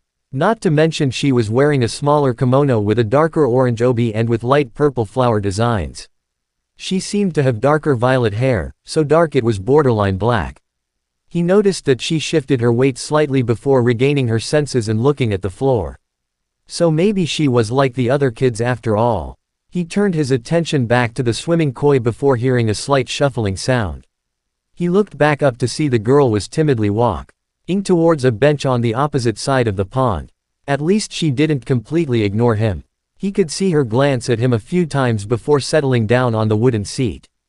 Naruto continued to stare at the girl as she shifted her line of sight to the pond. After a few moments, she looked up to see him staring at her and flushed before quickly looking down. Apparently, she wasn't used to being around someone her own age. As Naruto continued to stare, he noticed how incredibly pale her skin was. Was she always cooped up inside? He couldn't help but be slightly unnerved by something. Maybe it was because someone his own age was actually willing to stay around him. So he decided to break the uneasy silence that seemed to encompass the area. "Hi, I'm Uzumaki Naruto. What's your name?" The girl seemed startled and looked up quickly. "Huh?" Naruto frowned slightly. "Your name?" Oh, my name is Hyuga H. Hinata." She seemed nervous, or did she just naturally have the stutter? "Nice to meet you, Hinata." The girl meekly nodded before returning her gaze to the pond. The silence began to take hold again. "So, do you live here?" The girl nodded again without looking up. "What's it like?" "This is my first time ever being in place like this." Well, it's hard to describe really." "Why?" Hinata shook her head. Why did he have to be so talkative? She just wanted a moment of peace away from everything while her father was in a meeting. She knew he was probably trying to be nice. "It's a long story." "Well, I've got time. I don't know what they wanted Ryu for, but we kinda got separated." Ryu, the name sounded somewhat familiar. Could he be talking about the man that her father had told her had saved her? She'd seen the man wandering around the compound sometimes, but never talked to him. If he was talking about that man, she should at least satisfy part of the boy's curiosity. After all, she owed much to the man who was apparently this boy's escort. She sighed quietly before looking back up. For the first time she noticed his cerulean orbs that were trained on her. She couldn't help but think the looked exactly like the pool of whatever in front of them. Soon, small talk began to fill the clearing back by the pond, as the youth talked about random things and asked each other questions. Hinata was surprised to hear that he'd only recently moved into an apartment with Ryu. He'd been at the orphanage before that, and the stories he told her about what happened there made her heart sink. She never knew any of the things he'd described. She'd always had someone around. Whether it be her father, mother, or uncle, she'd always had the company of someone else. Even the branch members that watched over everything at the complex seemed to reinforce the feeling of someone always there. Even if they weren't always seen, they talked about themselves and the others they knew. Naruto especially seemed to be fond of Ryu, which made Hinata smile slightly. They talked about anything that came to their minds. Anything at all. After a while, Naruto could hear footsteps coming from the hallway again. He turned to look and saw another guard appear. A few short moments, Ryu joined him at the door. Ryu looked around and noticed that Naruto was next to the koi pond. He also saw a small girl that seemed to be his company. It seemed that the two of them were talking before he came outside. Ryu grinned and headed over to the pond. As soon as he stepped out onto the cobblestone pathway and took a few steps, he was already confronted by Naruto. "Is everything done? Did you have a meeting? What did they want? Can we go now?" Ryu smirked at the boy's usual hyperness. "Yes, Naruto, we're done. We're leaving as soon as we head back out front." The boy nodded eagerly and turned back to look at the pond. "It was nice to meet and talk to you, Hinata. Bye." The girl nodded slightly and waved timidly to the loud boy before looking back down towards the ground. Ryu raised an eyebrow before putting a hand on the back of Naruto's head and guiding him towards the door. The boy started to whine and told Ryu to stop treating him like a kid. "If you aren't a kid, then what are you?" Naruto snorted and crossed his arms, seeming to give up after he couldn't find a suitable answer. After they reached the front of the complex, both boys grabbed their footwear and headed outside. Ryu turned and bowed slightly to their escort while Naruto just rolled his eyes. As soon as they walked through the front gates of the complex, Naruto could hear Ryu grumbling. "Stupid politics." Naruto looked at the man, confused. "What happened?" Ryu looked down at the boy and sighed. "Apparently I was called to a council meeting, in which they asked me to choose a reward that would be on the same level as the rescuing of the heir. They didn't want to look ungrateful or show that they were incapable of being able to give back to others. It's some political nonsense that comes with being in a high-class, well-known clan. They don't want to show others they are weak in any sense." Naruto looked even more confused at Ryu's explanation, which caused the black-eyed man to grin. "Don't worry about it, Naruto. You won't get involved in this kind of stuff until you're older anyway. So, if they asked you to choose something, did you think of something good?"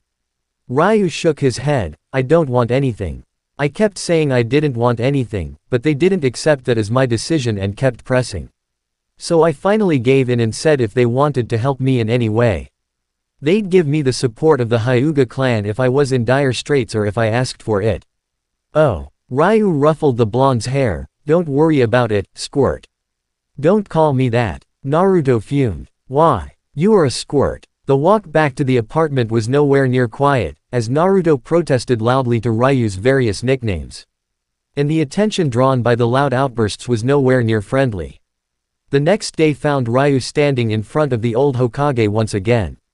The two were in the moderately sized office alone, but Ryu could feel eyes on his back.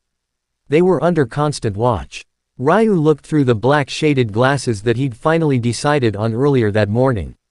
He'd been looking for some sort of eye covering for days, but couldn't find darker glasses that would cover the side of his eyes in addition to his eyes. He'd finally found a pair that he liked and fit nicely. The frame only ran along the top of the glasses, leaving the bottom and sides to hang free from the grasp of the black metal. The shades themselves were close to 6 centimeters from top to bottom near the nose piece, but gradually lost length as they tapered towards the ear. The length of the shades when reached the ear pieces was cut down to about 3 centimeters, but still covered the side of his face. And everything was solid black. He'd even asked if they could add an extra coat to tint it an even darker color, which they agreed to. Now, no one could see his eyes if he didn't want them to. Which was very good. The glasses also matched his darker color scheme for his clothing, black and darker blue. Now, he stood in front of the old man, wondering what he had in mind for this supposed test of skills. The Hokage seemed to notice his discomfort, which made the old man grin slightly. After a few moments of silence, the doors to the office opened to emit others. As Ryu turned to look over his should, he could see two figures. One had particularly short and spiky black hair, which seemed to be kept up by a hinata, and was smoking a cigarette. He had a thin black beard that seemed to grow thicker on the chin as it grew out to form a small point. His brown eyes meant to hold a small hint of uncaring as he looked around the room. The other figure had odd silver-colored hair that slanted off to the left slightly.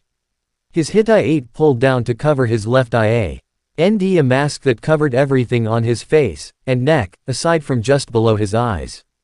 His right eyelid sagged slightly, as if he was disinterested in everything. Ah, good. Now that the three of you are here, I can explain the test. The black-haired man raised an eyebrow. Test. The old Hokage nodded. A test of skills is needed and the two of you are to be the examiners. Kakashi looked towed the Hokage and then focused his attentions on the trench-coat-wearing boy in front of him. What exactly is the exam, Hokage-sama? Kakashi asked as he continued to look at the boy. There will be two parts to the test. The first will be a test of stealth and mental aptitude. Kakashi, Asuma, you two will attempt to track down Ryuki here after he is given a period of grace to hide himself and keep away from you. There will be two parts to this test. Ryuki, you are to avoid any and all contact with the two of them while trying to cause as much damage to them as possible. The other part of his is that all of this must be done at a distance. Ryuki nodded, fully understanding the test. It was a test to see if he could remain hidden from enemies and still be able to attack and injure or distract them. The grace period will be 10 minutes. After that, you must keep to the guidelines for 2 hours. Understood. When all three figures nodded, the old man smiled. Now, if you'll head for training ground 44, you can get started immediately. But Hokage-sama, no arguing. It will also test on how the boy can adapt to having more than one enemy and from more than one source. Ryu was slightly unnerved by that. Was there something bad about this training area 44? Ryu stood in front of a locked gate in awe. The forest itself seemed to be completely closed off from any outside contact or influence. He suddenly felt very uneasy and doubtful. When Kakashi unlocked the gate, he gave Ryu a look and motioned for him to head inside with his head. You have 10 minutes, starting now. Go. Ryu simply nodded and sped through the gate faster than both men could follow. Asuma raised an eyebrow at the speed the kid displayed. If that was an indicator of his ability, then things could prove to be very interesting. As soon as Ryu was in the forest, he immediately activated his all-seeing eyes and looked around. The Byakugan proved to be very helpful in various situations, and this was one of them. He saw what the old man had meant by outside obstacles. He could see various forms of life in the forest, some passive and others more active and dangerous. He could see various forms of tree leeches in a few select trees and took note of what kind of tree they seemed to prefer before continuing to look around. Snakes, both very large and small, seemed to cover the forest in every direction. His mind immediately began working as he saw various ditches, coves, groves and any other small hole in any surface. First, though, he had to make sure that they couldn't follow him. He ran towards where he saw a river and began his process to hide the only thing that could distinguish him in the forest. His scent. Kakashi looked up as he heard the small timer go off. The period of grace was up. Now, the hunt was on. Ryu didn't know how long it had been, but he was pretty sure that they were already out and looking for him. He'd already set up some basic traps, but also threw in a few triple-layer traps for some fun. The first wire didn't really do anything much, just trigger a small explosive tag. The second seemed a bit more fun, as when it was tripped, it would disturb the tree leeches sitting in the above trees, causing them to drop down and attack whatever had disturbed them. The last layer, however, was something more for himself. It was an extremely thin and LLY invisible length of easily breakable wire that was infused with a little bit of energy. As soon as it was tripped, he would know where they were. He'd left a number of those small signals in a wide area, doing it as often as he could before moving on. He often spent his time in the tips of the tallest trees, looking down and around him to see if he could spot his pursuers. However, nothing came. He sat in wait for a while before slowly getting up from his squatting position and moving back towards a body of water.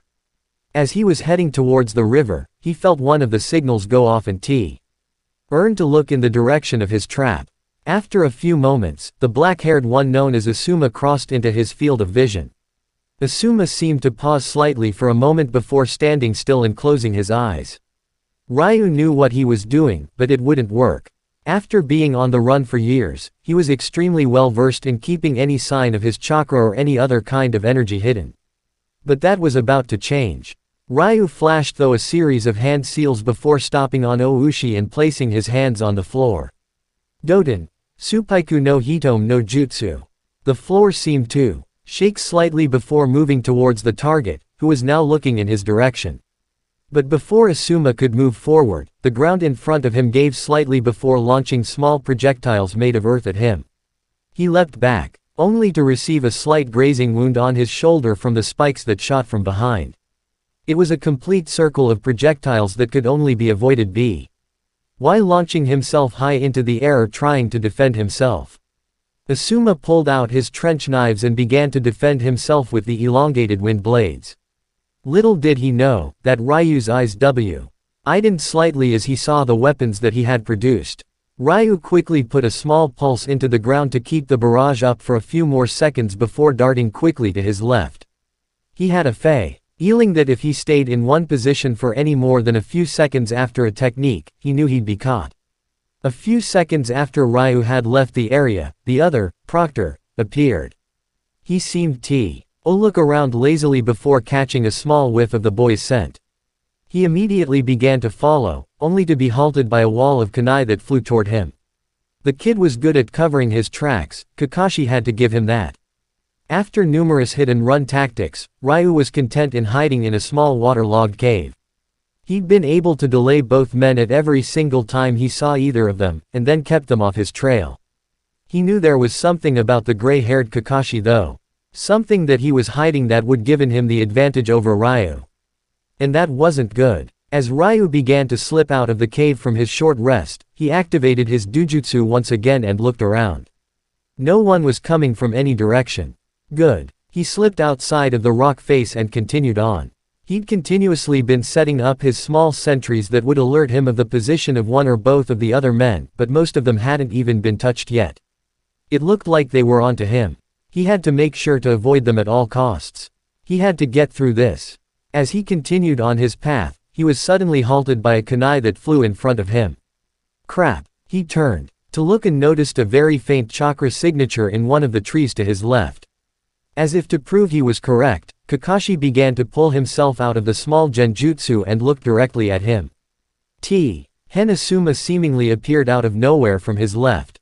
So they'd gotten around to working together and taking him down. Interesting. Just as he was about to continue on with the exercise, a piercing screech came from the gate. Asuma lowered his weapons and grunted, while Kakashi simply nodded. Time's up. Ryu sighed, thankful that he had at least run down the time enough with his tactics to avoid getting into a fight. All three men ran back towards the gate together, avoiding any potential threats that could have been lurking around. As they reached the chain-linked wall around the forest, EY could see a person waiting for them by the gates. It was the same man that Ryu had seen a few days ago. The one that had escorted him to the orphanage. Kakashi-san, Asuma-san, Ryuki-san, please follow me. The second part of the test is now going to commence. All three men nodded and followed after the scarred Rado. Ryu looked around the small stadium-like structure for a moment. If anything, it looked like a place that should have normally held hundreds, maybe thousands, of people. But it was completely empty aside from him, his proctors and the Hokage with his escort. After a small explanation that this was the skills portion of the test, the Hokage simply sat back with Rado and motioned for them to start. Almost immediately, both Kakashi and Asuma were coming at Ryu with blinding speed.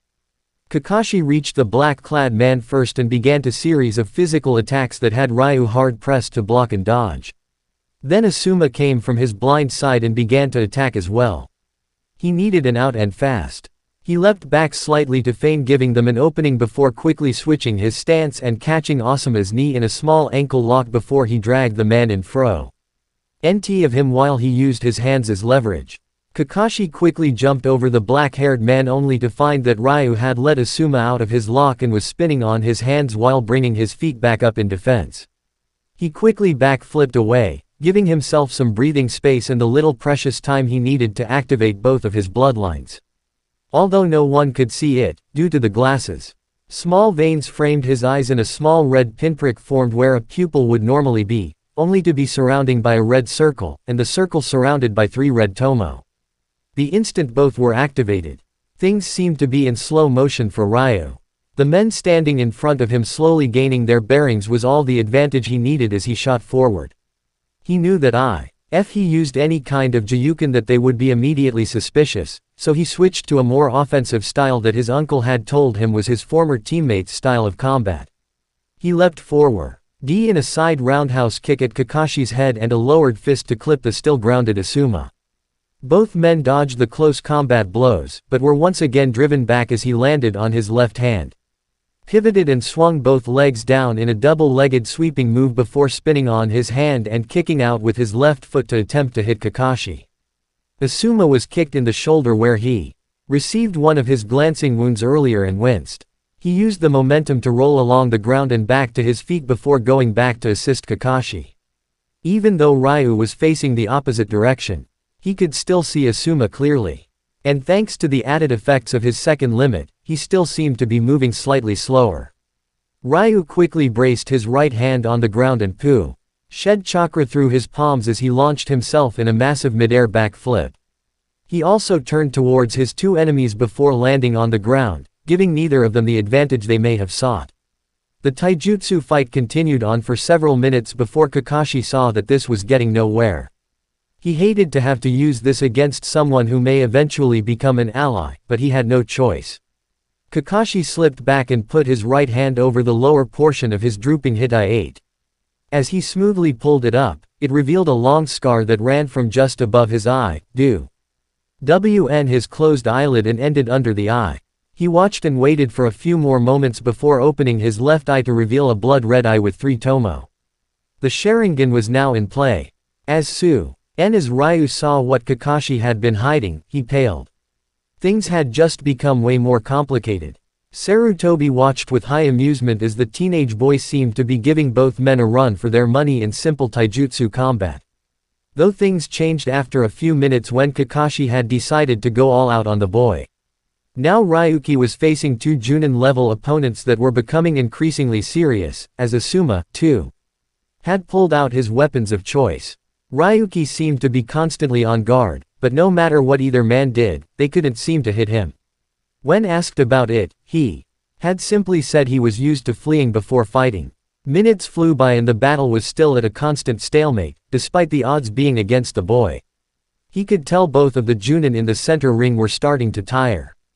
Kakashi had been using the activated Sharingan for some time now, and it was slowly draining away his energy.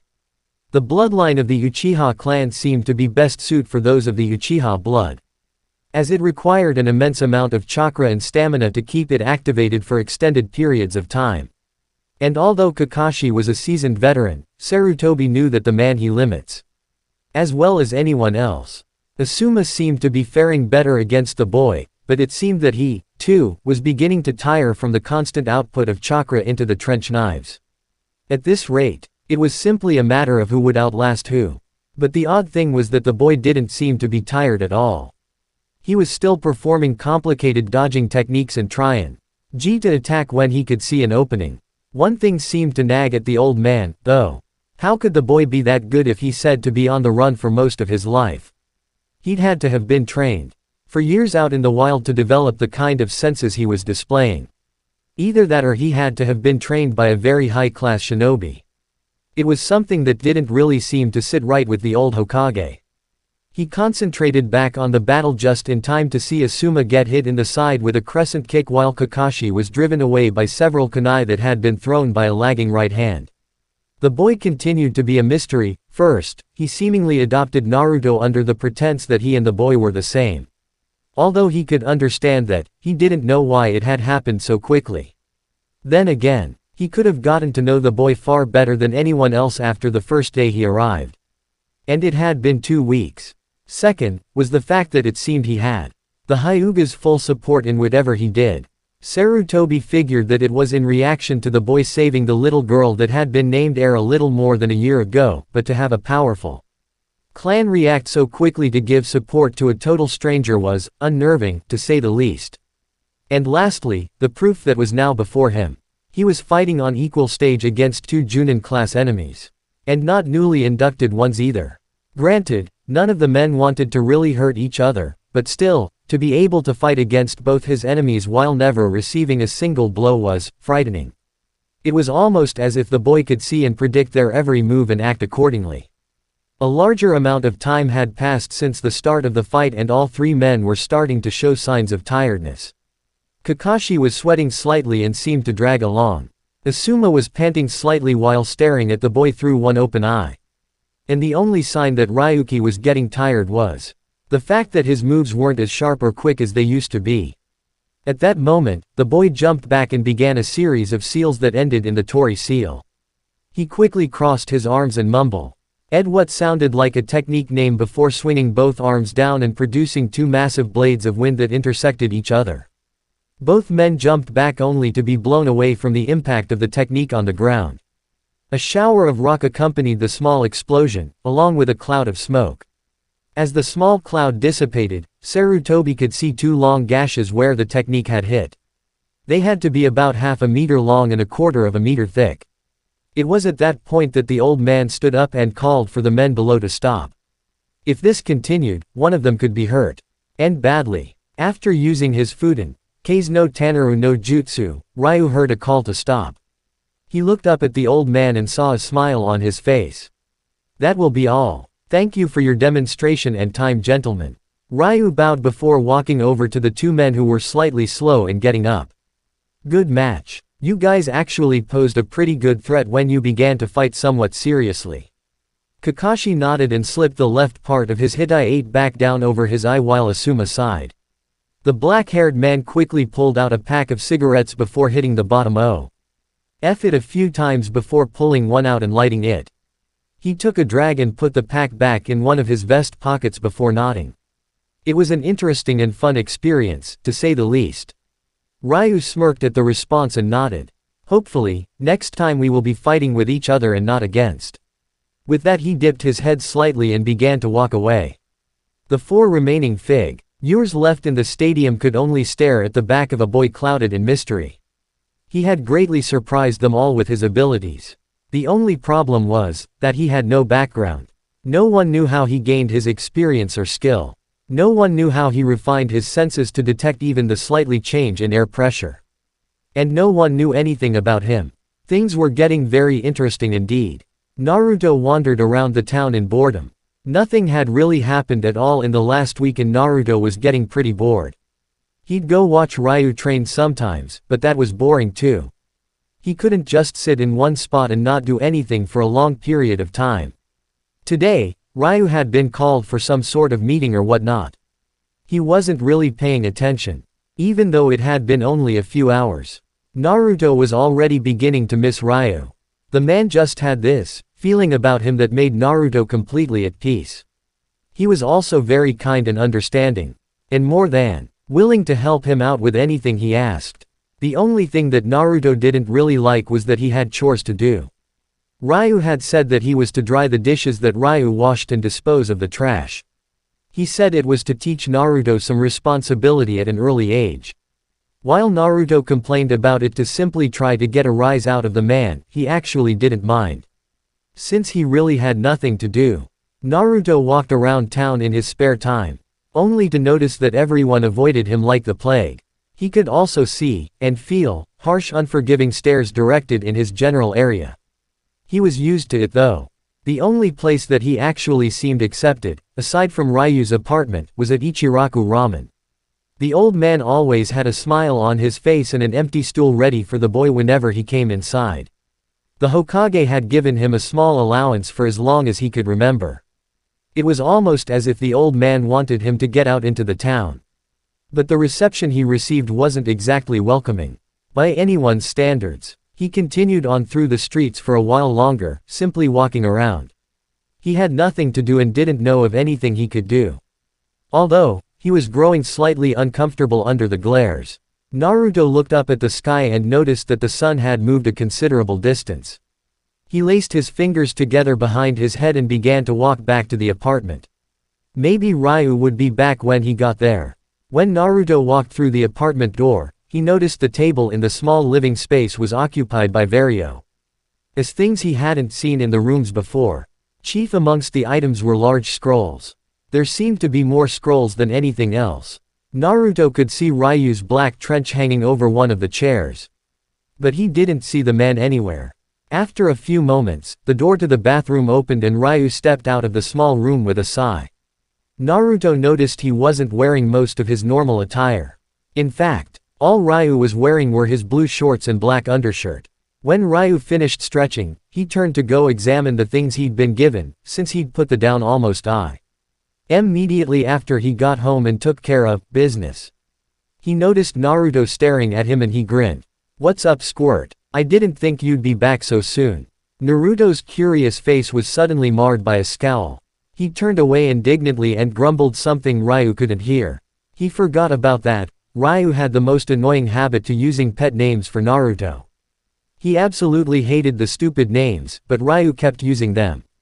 It was like he was trying to get Naruto irritated. "Where did you run off to while I had to go meet the Hokage?" "Nowhere, I just wandered around." Ryu simply raised an eyebrow. That was the norm for Naruto, but he couldn't seem to shake the odd feeling he got when Naruto mentioned wandering around. "So, what did the old man want?" Ryu smirked. "As to the point as always." The kid was blunt and told it how it was. That was one of the things he liked about him. "Oh, nothing, just had to get the gear he assigned me," Ryu said as he pointed to the pile of stuff on the table. Naruto looked over and looked back. "So, what? Did you pass that stupid test?" Ryu grinned. "You could say that." He walked over to the table and pulled off a green flak jacket that Naruto had seen many of the shinobi around town wear. "This is kind of a proof of rank, I guess. You don't necessarily have to wear it, but it offers a greater amount of protection than simply wearing normal clothing." Naruto nodded, simply staring at the flak jacket. "Anyway, they said they would allow me to stay on as an active member of the shinobi ranks if I passed my probationary period without any real problems.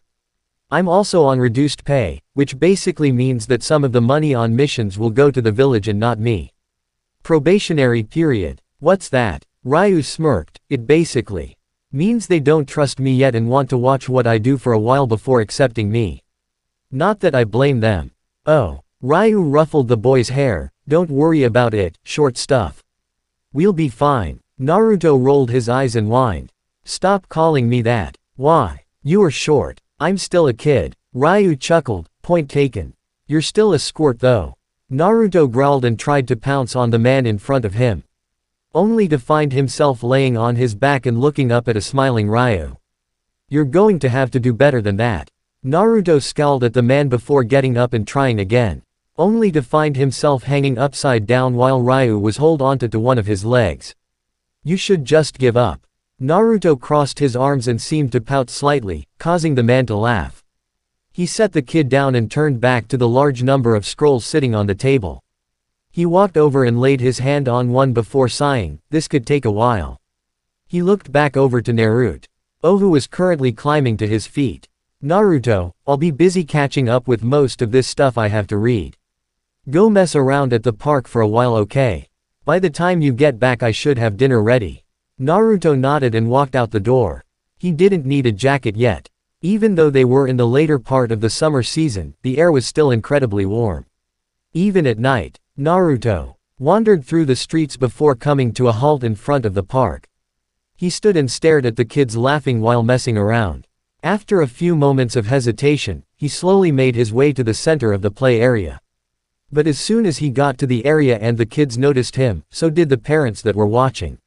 Names suddenly rung out throughout the area as the parents called for the children to come back so they could leave. The 5-year-old boy sighed as he sat down on one of the swings and slowly began to fidget with it. He wasn't going forward and backward as much as he was side to side. He stared at the area the kids his age had just occupied in silence. He wondered what it would be like to simply be accepted. To be wanted by others his age. To be acknowledged. Sure, he had Ryu. But they hadn't known each other that long. From what Naruto could tell, he was a good guy. But that didn't have any real effect on him or some of his desires. For as long as he could remember, children his age had all avoided him. Even at the orphanage, he realized why he was lonely and bored most of the time now. He wanted friends. Someone his own age he could have fun with and possibly identify with. Someone his own age he joke with and laugh with. Someone his own age that he could visit and play with when he was bored. Naruto looked up at the sky and sighed. He didn't know how much time had passed. But he could guess it was a fair amount. The top of the sun was just starting to sink behind the Hokage monument. Shadows were starting to grow and extend. He looked back at the play area and sighed again before getting up. When Naruto got back to the apartment, he could see the lights on inside. And he could smell something good coming from inside. When he opened the door, he could see that the normal meal was set out. There was a small salad by Ryu's plate, which made Naruto cringe. He had no idea how the guy could eat all those greens. As he walked toward the table, the meal came more into focus.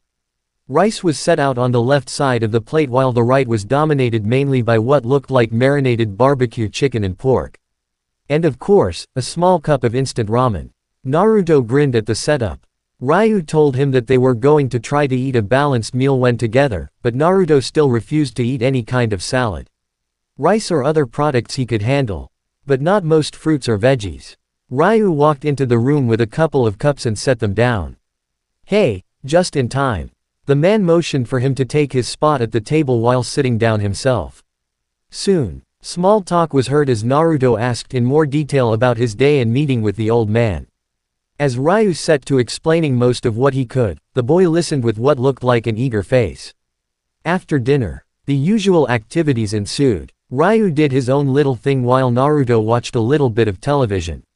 Of course, the boy could see Ryu look up at him occasionally out of the corner of his eye. Same old schedule. Naruto sighed before returning his eyes back to the set in front of him. But his mind wasn't on the program in front of him. He let his mind wander as he seemed to zone out in front of the TV. Days continued to fly by. Everything was under a set routine for a while, but Naruto began to change that. When he was bored or had free time, he would begin to pull pranks on people who annoyed him the most. Most were harmless little annoyances, but there were a few destructive ones. Like the time he'd filled a few balloons with paint and launched them in a crowd of people. Or painting over certain shop signs, shops that would usually harass or throw him out when he walked in. All in all, he was becoming a little hellion simply because of the way people acted towards him. Of course, when they brought it up with Ryu, Naruto simply smiled and tried to act as innocent as possible. But the older man didn't buy it. Especially not with the more permanent or destructive pranks. The ones that were harmless he basically rolled his eyes and shut the door in the person's face. If anything, they deserved it. But Ryu tried to set down laws on how far Naruto could take his so-called pranks. And one was that he avoided any permanent damage to any building or person. That included graffiti or anything involving the use of paint or oil. Or tar. One prank. Naruto had actually managed to tar and feather one of the more snide members of the community. He'd always yell at Naruto for no reason and sometimes even try to abuse the boy. Needless to say, it only got worse after the little incident, but Naruto didn't care. In fact, Ryu seemed to have to try to keep a straight face as he looked at the man standing in the doorway. When the man left after his rant, Ryu shut the door calmly, turned around and started to laugh outright. He warned Naruto not to do it again though. And Naruto was happy to oblige after he was smacked upside the head by the same man with a small rod. Hard. He said it was retaliation for the humiliation the brat put him through. Naruto simply stuck his tongue out and ran from the man. As it was, Naruto had already turned 6 a couple weeks ago. It had been almost 3 months since he moved in with Ryu, and the man openly had celebrated his birthday on October 10th, which seemed to irritate some of the villagers to no end. Naruto could only smirk as they seemed disgusted and walked away from the small celebration at Ichiraku. The Hokage had even come and sat with them for a while as they enjoyed dinner. As Naruto started to get out more and more, he kept noticing the little things that caught his attention, like the admiration that the villagers seemed to give the passing shinobi, and the respect they gave the old man. He noticed that the most. It was after thinking on it for a while before he approached Ryu about his position after the man had come back from one of his longer missions. "I want to be a ninja." Ryu looked up with a raised brow. "Oh, do you now?" The boy nodded. "And why is that?" Naruto seemed to think for a second before looking back at the man. "I'm sick of the way people look at me, treat me like I'm different. I've seen the way they admire the shinobi of the village. Especially the old man. I want to gain that kind of recognition for myself. To become a ninja and prove to them that I'm not just some other kid. To prove to them how strong I can be. To prove to them that I have a reason to exist." Ryu smiled. At least the kid was serious. "You're still a little too young to enter into the academy." He saw Naruto's head droop. "But I suppose in the off time I have on missions, I can help you out. It isn't going to be easy though, I'll warn you now. I'm going to be as hard on you as my uncle was on me." Naruto seemed to hesitate slightly before nodding once. "All right, first order of business is to get you in shape." After that, Ryu talked out a plan to himself while Naruto only watched in confusion. The guy could be a complete weirdo sometimes. But after he seemed to come up with a brief outline, Ryu nodded to himself. "First, we're going to run a couple exercises. Once you get into better shape."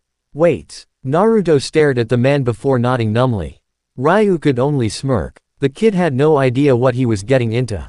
Ryu spent a majority of this couple of months or so with Naruto trying to condition him. The norm was to get up at a ridiculously early time in the morning and jog a few laps around the village. But after a while, the speed steadily increased as Naruto was getting better and better with his morning runs.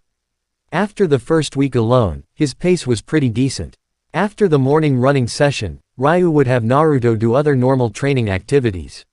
Squats, push-ups, chin-ups, sit-ups, anything that he could think of to help strengthen the boy's body. The starting normal routine was 20 of each exercise before the boy would be allowed to rest. After a 2-hour break, Ryu would begin to teach him how to practice for himself when he wasn't there. He went through various moves and other exercises that Naruto could see. Capitalize on when he was out on a mission. After the first month of work, Naruto was already doing 4 laps in the morning at a very decent pace, 50 of each exercise, and would train by himself constantly. With or without Ryu's supervision. It was during these lessons that Ryu learned that Naruto was a visual learner. Instead of listening to directions or following commands, he learned by actually seeing it done. And then mimicking the movement. He also learned how determined Naruto was. Even though it was only a recent goal, the boy put everything he had into his pre-academy tutoring. By the end of the second month, Naruto was running 5 laps every morning at close to a blistering pace, would do his workout exercises, and then do a cool-down run. Another 5 additional laps, but at a much slower pace. Ryu couldn't help but be amazed at how fast the kid was growing. They had taken a day off for Ryu's birthday, December 18th, which Naruto actually complained about. He said he didn't like doing nothing and that it was boring, which amused the man. Ryu's Christmas present to Naruto was a set of weights. The bands had several loops for modified weights and several small weights on the side as well. He told the boy that they would work with the weights on after the new year had passed. Naruto was eager and ready for anything new that Ryu could teach him, and the days off were an extreme annoyance. But when news had spread that the wife of the Hyuga clan leader had passed only 9 short months after giving birth to her second daughter, Ryu went to pay his respects to the clan. He'd forced Naruto to go with him, which aggravated the boy, but he followed anyway. Naruto had seen the pained and saddened look on the face of the little girl he'd met at the complex a while ago. Apparently, her mother had passed away just before her 6th birthday. The day after Christmas was a day of mourning for the Hyuga house, while many in the village seemed to mourn with them. He didn't like seeing the look of sadness on her face, but there was nothing he could do about it. It seemed that now she understood a little of his sadness, which she claimed she couldn't understand when they first met. His defiant attitude turned passive as he watched the girl clutch at the robes of a tall man. Naruto could only guess that it was the girl's father. Her pearl-like eyes released tears as she looked at a smiling picture of her mother on the small shrine dedicated to her. The odd thing was, Naruto could see that she had normal-looking eyes. She looked like every other normal woman he'd seen. Not the ones in this huge house. The odd pearl-like eyes nowhere present on her visage. When Ryu went up to pay his respects, he followed the man. Ryu bowed slightly while Naruto tried to mimic the movement, only to pull off an awkward imitation of Ryu's pose. The man smiled slightly at the mistake, but he could tell the boy was serious. Although Hiashi had heard some rather negative things about Naruto, he couldn't really judge the boy. The pranks he seemed to pull only targeted those who treated him negatively, which was slightly admirable. On the other hand, it seemed Ryu had done quite well with the blonde, which was a good sign. Naruto gave his condolences to Hinata for her loss, to which the girl seemed to blush slightly and nod. She shuffled behind her father slightly to try to hide herself from the normally loud boy, which confused him. He guessed that his first impression of her was right after all, a really shy girl. When they both left, the more deeper atmosphere set in again as the ceremony and process of grieving continued on. It would be many days before Hiashi would hear or see Ryu again. And his request was slightly attention-catching. He wished to continue Naruto's training in a more private area, since it seemed that people disturbed them when they went to the more public training grounds. Disturbed being a rather diluted version of what actually happened. Hiashi could see a change in the blonde boy, just in that short amount of time. And that was one of the reasons that he granted Ryu's request to let Ryu and Naruto have access to the Hyuga Complex dojo. He was also interested in seeing how Ryu was taught, since the lessons a person learned often were reflected in their teaching methods. Ryu thanked him profusely and asked if they could have access 3 days a week if he wasn't on a mission or out with other responsibilities. The clan head was hesitant until he learned that they would be rather early morning sessions. A small extension of morning exercises and meditation could easily cover the period of time Ryu wanted. Hiashi agreed, but only on the condition that he, Hisashi, Neji and Hinata may sit in on any session they chose. Ryu accepted the terms with little to no question as to why. The Hyuga man figured the boy was smart enough to know why he wanted to view the training sessions. He only had to wait a slight amount of time before he could actually learn more about the enigma named Ryuki. Naruto had been training with the basic weights for a little over 3 weeks, which added to his impressive performance. The boy seemed to take to the extra weight with almost no notice. Of course, 5 additional kilograms per arm and leg wasn't really anything much. He continued his normal exercises every morning and even went to the training grounds a few times. Those few times often ended in disaster, as he was often chased off or confronted by various shinobi or villagers. When Ryu told him that they were moving up a stage in his training, he was thrilled. He couldn't wait to start. It was now that he found himself standing in the Hyuga Complex dojo facing Ryu. His mentor had told him that they were moving up to sparring. Naruto was both excited and nervous. He knew that Ryu had been promoted to Junin slightly before Christmas and Hinata's mother's death. That meant that he was good, really good. While Ryu was home half the time, they continued with the same routine. Both would warm up and go through the exercises. Ryu claimed it was a way to calm down and unwind after a mission, which Naruto didn't argue with. The boy had continued with his training even when Ryu was gone. Sometimes even double time, but now the routine was being broken. Ryu had just returned from his latest mission the previous night and told him about the step up. Now, here he was, standing in the middle of the dojo floor simply staring at Ryu. He wasn't sure of what to do, until Ryu spoke. This is basic sparring. It will improve your form and fighting style slightly, until you find a style that suits you best. At first, I will simply counter-attack. If you fail to hit me even once in 50 attacks, then I'm going to go on the offensive. Understood. Naruto gulped and nodded nervously. He, being the brash and headstrong type he was, immediately rushed at Ryu, only to have the man dodge his punch. Never let an opponent see your backside. It's a weakness. He then felt a sharp pain in his left shoulder as Ryu brought his elbow down to counter. Naruto spun away and began the process anew. only to have Ryu dodge every single one of his attacks using no effort at all. Ryu was keeping mental track of the boy's attacks, and when he reached the specific mark, changed completely. As Naruto tried to punch him again, he simply spun and swung his elbow in a slight arch that ended with hitting the back of the boy's head. Naruto shot forward with a cry of pain before turning back around, only to be kicked in the side. He rolled along the floor like a limp rag doll before coming to a halt by the sliding door. After a few moments, he pushed himself back on his feet and looked up at Ryu. Ryu's visage was stern and completely void of all emotion. He looked at Naruto for a moment longer before simply vanishing. Naruto was, once again, hit in the back of the head, but this time it was with a flat palm. As stumbled forward and moved to his left, only to stop as a fist impacted the floor near his side. He smirked to himself, realizing he'd dodged one of Ryu's attacks. The Smirk quickly left his face as the hand suddenly flattened on the ground and his right side was kicked, once again. Hiashi watched on the sidelines as Ryu continued to pummel the boy, not offering any advice at all aside from his first comment. It seemed as though he was letting pain be the teacher in these sessions, which Hiashi could agree with. That method was tried and true. The smaller figure sitting next to him, however, cringed every time she saw the boy get hit. It was obvious Ryu was holding back his strength, but the sheer amount of blows he was landing on the boy made up for that fact.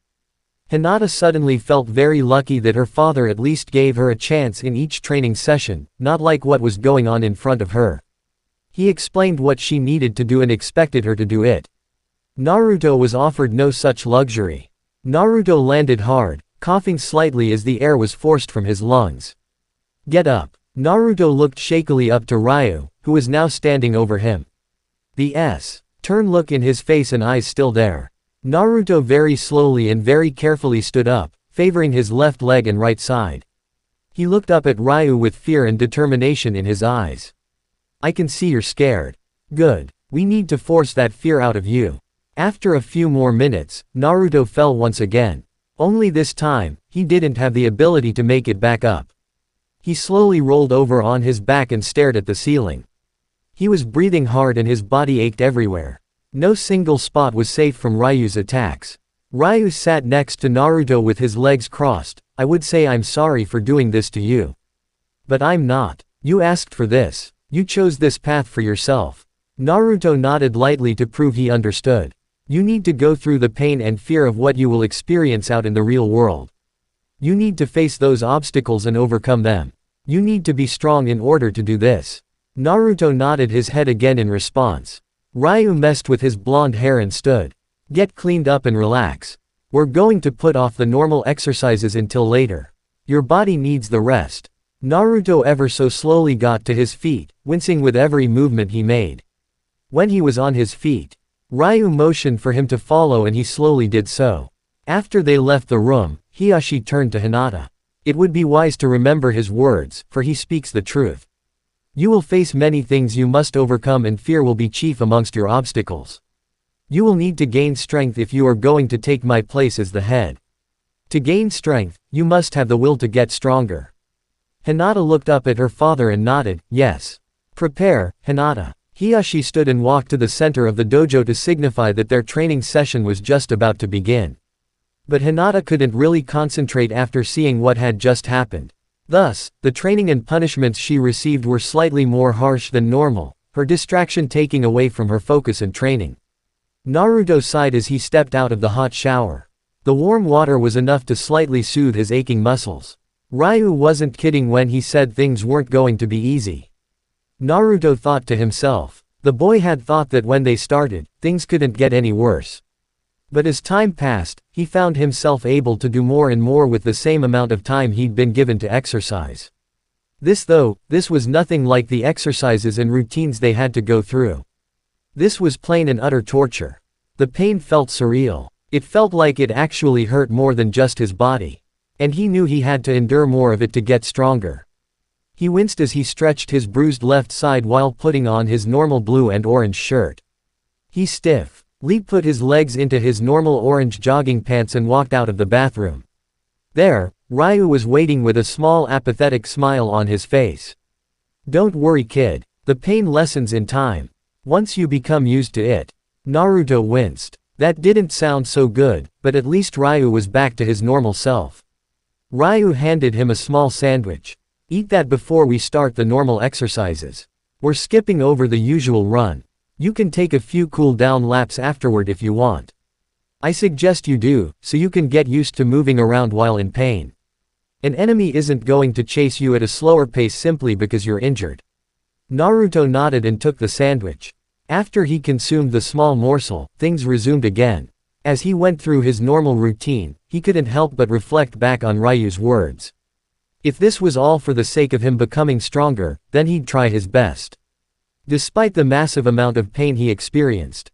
After all, Ryu said it wasn't going to be easy. And he doubted that Ryu had it any easier than he did either.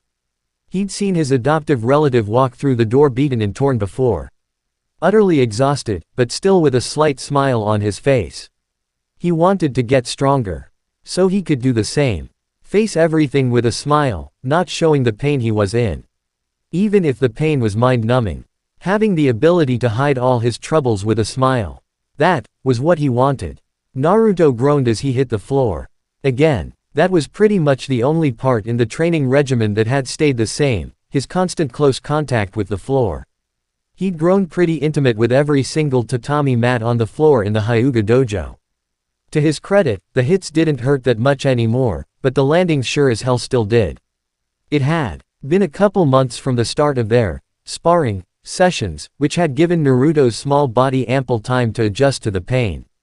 It was nearing Hanabi's first birthday, which was a cause for celebration in the Hyuga complex. Ryu and Naruto simply wished the family their best and kept away from the complex while the small interfamily celebration took place. However, things continued on the norm after the event had passed.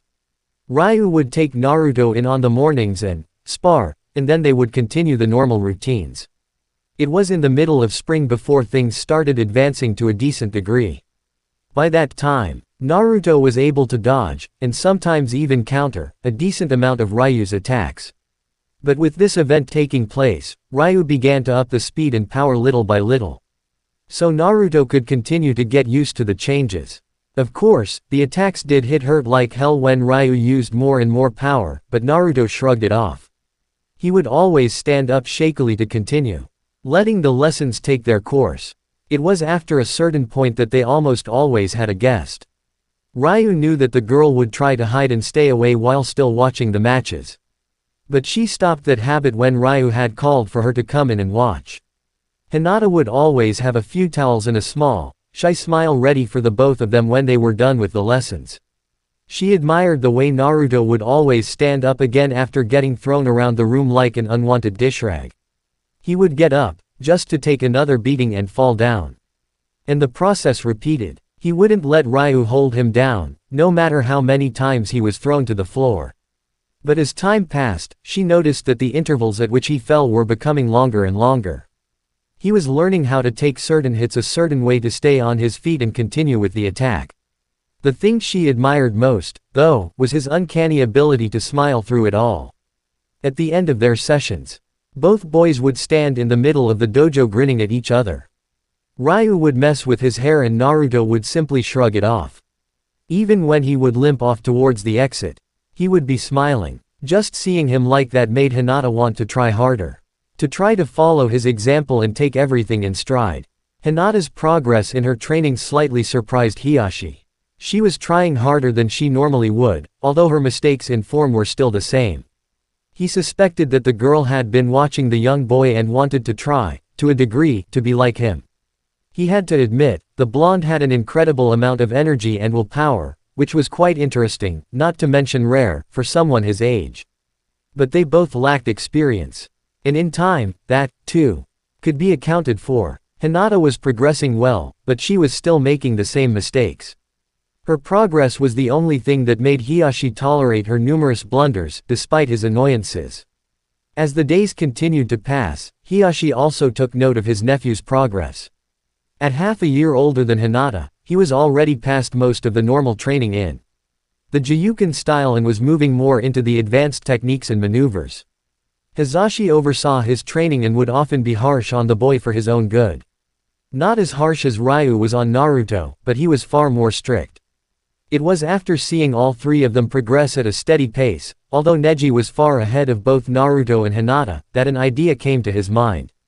The next morning that Ryu would come to train Naruto. He would put in the request. A couple of days passed before Ryu returned from his mission, which gave Naruto plenty of time to rest and recuperate. The boy was relieved that he'd have at least one day off from the normal training sessions at the Hyuga house. It gave him time to cool down and nurse most of the injuries that he'd been given. But as eager as Naruto was for a day off, he was just as eager to get back to the training as soon as Ryu came back. That only caused the man to grin at his exuberance. But as Ryu and Naruto entered the dojo at the normal time, they were confronted by both heads of the main and branch houses. Hiashi and Hizashi stood next to each other with serious looks on their faces, while Hinata and Neji stood in front of their respective fathers. Ryu bowed slightly towards the men and Naruto bowed his head, since he couldn't really perform formal bows without screwing them up. When Ryu rose, he could see slight smirks on both faces of the men before him. Today, we would like a little change in the routine. Very well, Hiashi-sama. What is it that you had in mind? Hiashi looked toward his brother and nodded. The OT. Her man acknowledged the gesture and turned back to Ryu. We wish to see how each of our pupils would do against each other. Ryu was slightly taken aback. They wanted a three-way battle between the children. If I may ask, why? To assess each of their strengths and weaknesses. They need to actually put their training to use instead of being sheltered. Ryu nodded. It made sense in a way, but he was still worried about Naruto. He knew how strong Neji was, as a child and in his future. He motioned for Naruto to step forward and moved off to the side of the dojo with Hiashi and Hizashi. Hinata looked stunned. She hadn't known what was going on at all. Neji looked equally surprised. Naruto walked towards the two in the middle of the floor with a small smile. Hey Hinata, who's this guy? Hinata seemed to be pulled out of her stupor by the sound of his voice and looked to Naruto. He had an analytical face on as he seemed to be studying Neji. Neji Nisan, this is Naruto K-kun. Naruto-kun, this is my cousin. Neji Nisan. If he's your cousin, why do you call him Nisan? I'm older than her, was the blunt retort from the boy with the bandages around his forehead. Oh, well, nice to meet ya. Neji smirked at the blonde in front of him. He seemed to have no idea of what was about to happen. Or what he was getting himself into. Yes, it is a pleasure. Hizashi's voice broke through the small introduction. Ground rules. No killing blows, no weapons and no using chakra in any strikes. That is all. Do as you please. Yes, father. Hinata and Naruto nodded. Begin as soon as you feel you are ready. All three stood watching each other for a while, before Naruto suddenly ran towards Hinata. She seemed startled and tried to get up a defense, but it was useless, as Naruto pivoted on his right foot and sent a kick toward Neji. The older boy barely seemed to get a defense up in time, but was still pushed back by the force of the blow. Naruto was a bit slow in getting back into his stance. So he left his side and back wide open for Hinata. The girl hesitated slightly before stepping forward and palming Naruto's left side. Naruto felt the blow glance his side. He looked over at Hinata and smiled slightly. Hinata, do not hold back. Hinata jumped as her father yelled at her, but she nodded. Neji, taking advantage of their distraction, put his hands in the ram seal. Byakugan. Hiashi looked over to Hizashi with a questioning look, only to see his brother smiling with pride. It was evident that Neji had great potential and truly was a genius if he was able to activate his bloodline with only the final hand seal at the age of 6, almost 7. Ryu watched everything that went on intently. It seemed that Naruto and Neji were going after each other almost all the time. While Hinata stayed back and was landing blows on each of them as they left themselves unguarded or unprepared. Naruto and Neji were almost evenly matched, almost. Naruto had the advantage of speed. But it seemed as if Neji could counter everything the boy threw at him and in addition to landing his own blows. In that respect, Naruto was taking more hits than both Hinata and Neji combined. Although, he was used to much harder blows, so these didn't even compare to what Ryu could dish out. Eventually, the three found themselves all attacking each other. Whoever was closer was the recipient of the attack. Twists, jumps, flips, ducks, rolls. It was an odd display of dodging multiple attacks at once while also trying to one-up the opponent. But it seemed as though Naruto had the advantage. His natural stamina, in addition to training he received that boosted that stamina, was greater than both Neji's and Hinata's. While he was receiving more blows, he was still able to continue on at a normal pace. Hinata, who had stayed back a greater deal of the time, was starting to tire.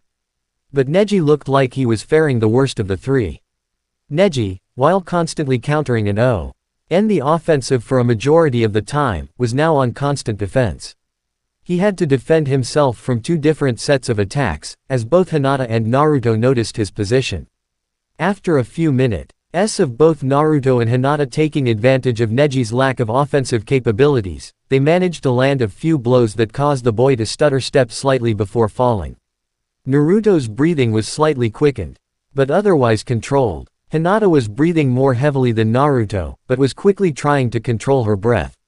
Neji was sitting on the floor practically panting. The say of his chakra in his bloodline and the physical maneuvers he pulled took their toll on the boy. Plus, he was fighting two enemies at once since they both took advantage of his weakness. Naruto looked over to the winded Hinata and smirked. He shook his head slightly and turned to walk back toward Ryu. Ryu knew what the kid was doing, but it wasn't as admirable as he thought. Naruto, don't take lightly to females. Any so-called honor you may display can be considered a weakness. Any display of kindness could get you killed. Naruto stopped and looked at Ryu, then back at Hinata.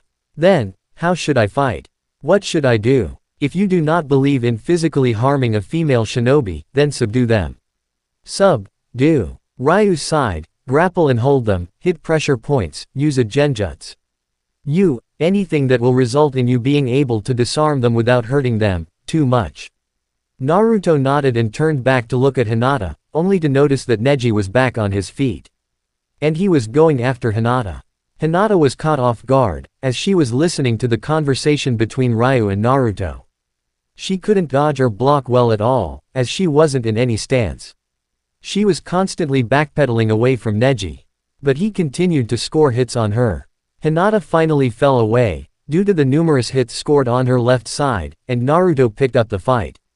She was holding her side wincing as she watched the two boys go at it again. She struggled to get to her feet and, once again, began to hover around the fight looking for blind spots and taking advantage of them in order to regain her breath and let her side adapt to the pain. Neji's second wind didn't last long though, as he was still tired and still dealing with two opponents. He soon fell back to the floor as Naruto managed to connect a solid punch to his abdomen as Hinata came around and landed a firm blow on his neck.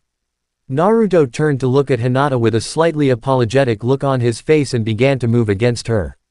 He saw she was favoring her right side, so he landed a glancing blow to her left, which caused her to wince and lose her concentration for a second. That was all Naruto needed as he quickly spun behind her back, grabbing each wrist before putting a foot behind her knees and pushing. The end result was Hinata landing on her knees with her hands restrained by Naruto, who was standing behind her. After a few moments, small noises of approval could be heard from the three men currently seated at the side of the dojo. Naruto let go of Hinata and stepped around to offer her a hand, which she very shyly accepted. While Naruto and Hinata were smiling, Neji was beyond irritated. He couldn't believe that he'd lost to some no-name and his weaker cousin. Although the odds were against him, he knew that he still should have come out better than the both of them. If it had been a normal battle, he knew he would have won. He knew that neither of them would have stood a chance. It was that hot alone that placed the self-satisfied smirk on his face as he watched the others. He slowly walked out of the room, which left his father to sigh in slight disappointment. It was apparent that boy's distaste for the main family was growing. And he couldn't really do anything about it. The boy had started disliking the main family after watching his uncle use the caged bird seal on his father. His disposition was slightly better around Hinata, who would always treat everyone kindly, but it automatically turned sour whenever he saw Hiashi. Despite Hisashi trying to quell the growing feels of dispassion, nothing seemed to work. It had only been 3 years since he received the seal, but Neji was already well on his way to hating the main family for what they did and who they were. The boy's father could only hope he wouldn't let his scorn rule over his life. He didn't want Neji to be a cold, heartless individual. Hisashi soon excused himself from the small talk that the others were engaged in and followed Neji to once again try to keep his son from falling into his own little hell ruled by his emotions. Ryu followed the man's example and ushered Naruto outside after they talked for a while about different methods of training and how each of the children were progressing. Neji was lying on his back and staring at the ceiling, replaying his father's words through his mind. He'd been warned before about his feelings, but this was more of a threat than a warning. According to him, trying to defy the main house was futile. Hating the main house was worse, only leading down a path of false loyalties and fake appearances. It would be a miserable life. Neji paused at that thought. He had to admit, life wasn't anywhere near bad at the moment, even if he was young. Would he want to change that? The only person he really hated was Hisashi for making his father suffer. Would that hatred branch out to the entire main house? He didn't think it wise to make so many enemies. Let alone hate someone who didn't deserve it. A light knock came from his door. Neji-Nisan. Speaking of that someone. Yes. What is it, Hinata-sama? Well, I was just wondering if you were alright. Neji raised an eyebrow. Why? Well, why you left the dojo rather suddenly. And you didn't seem well. I'm fine. You don't need to worry. Alright, if you say so. After a few moments, the small shadow at his door vanished. He wondered if continuing to hate one person would lead to his downfall. He wondered if he wanted to chance that fate. He sighed as he closed his eyes before opening them in a slight scowl. Not aimed at anyone, but meant for himself. He was being an idiot. He slowly sat up and began to go outside to begin his training again. Maybe he would think on his father's words later. Days continued to pass. Routines continued to be followed. But new activities were constantly being added. New aptitude tests were implemented, which basically meant that the three children would spar again. But during these tests, there were different rules. Nothing stayed the same, but some things never changed. Some of the more odd tests included only using their feet to fight. Or that one of the children was selected to attack only after a certain time period, which was usually measured in blocked or avoided blows. Naruto didn't seem to mind the idea. Hinata was constantly nervous and Neji was unreadable. In fact, it took Neji quite a while to open up to the person he was 3 years ago. But sometime before his 7th birthday, he began to smile again. And it was usually in the company of Hinata and Naruto. Naruto, despite being completely serious during his training, was still his rambunctious and loud self. Hinata was having a hard time trying to figure out which mood he was in, since he seemed to fluctuate between them so easily and so often. She was often embarrassed when she was caught staring at the young boy, simply looking down at the ground with a silent blush. She was still trying to figure him out for the most part, but still admired him for how hard he worked. He was always nice to her, so she didn't mind when they were left alone when the adults had to talk about something or business to take care of. Things changed, however, after Neji turned 7. Only a few short weeks after the event, Neji had stopped coming to the training sessions. It was then that they learned that he was enrolled at the Ninja Academy, learning to establish contacts outside of the clan. Hisashi told Hinata that she should expect the same treatment when she later reached the appropriate age. She would leave the compound and learn more about the outside world. It somewhat frightened the girl. She knew absolutely no one aside from her family, Ryu and Naruto. She was just starting to get comfortable around the latter two, as they'd been around constantly. She saw them almost every day and talked to them just as often. But to be thrust into a new environment with an entirely new sea of faces, that was something she feared. What scared her even more was the prospect of being alone through it. But, as if he sensed the girl's fear, Ryu told her that Naruto would also be enrolled after the new year. At hearing that, the boy flew into a fit of joy and began to run and jump around. Hinata giggled at his erratic behavior while Ryu watched in amusement as the boy continued to act like a fool. A few things normally prevented Ryu from helping Naruto with his training, so Hisashi had taken to overseeing part of his training. The norm continued, even if Ryu wasn't present at the Hyuga compound. The fact of it was, that Ryu was gaining a small name for himself, so he was constantly recommended. That kept him busy with various types of missions. Despite Naruto's constant complaints, Hiashi had the two spar against each other. Naruto always held back, though, for fear of hurting the girl. He was always hesitant while fighting females. He hated causing pain to any girl after what he'd seen some of the older bullies at the orphanage do to the younger children, girls included. He hated the way they treated the others, and vowed to never fight against a girl without proper cause. Even if he had to fight, he would try to avoid hurting them. Yet Hiashi was making him go against that. He hated to do it, but he knew he couldn't refuse. Naruto couldn't stand that he had to fight Hinata. But he couldn't help it. She looked very hurt when she realized what was going on, so he had to at least try. If it was all that it took to at least take that look off her face, then he'd do it. He didn't want to disappoint one of the only friends he'd ever had. But when Ryu was there, it was training as normal. It was after a certain point that Ryu also began to give Naruto hints in the forms of cryptic messages that the boy had to decipher for himself.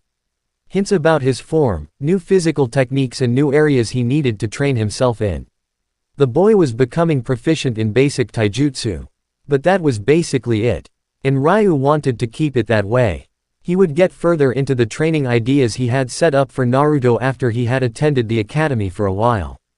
That way, he wouldn't have to waste time explaining everything and they could concentrate on the tasks at hand rather than explaining them and what they did. However, Ryu was uncertain if the boy would be ready in time for the lessons.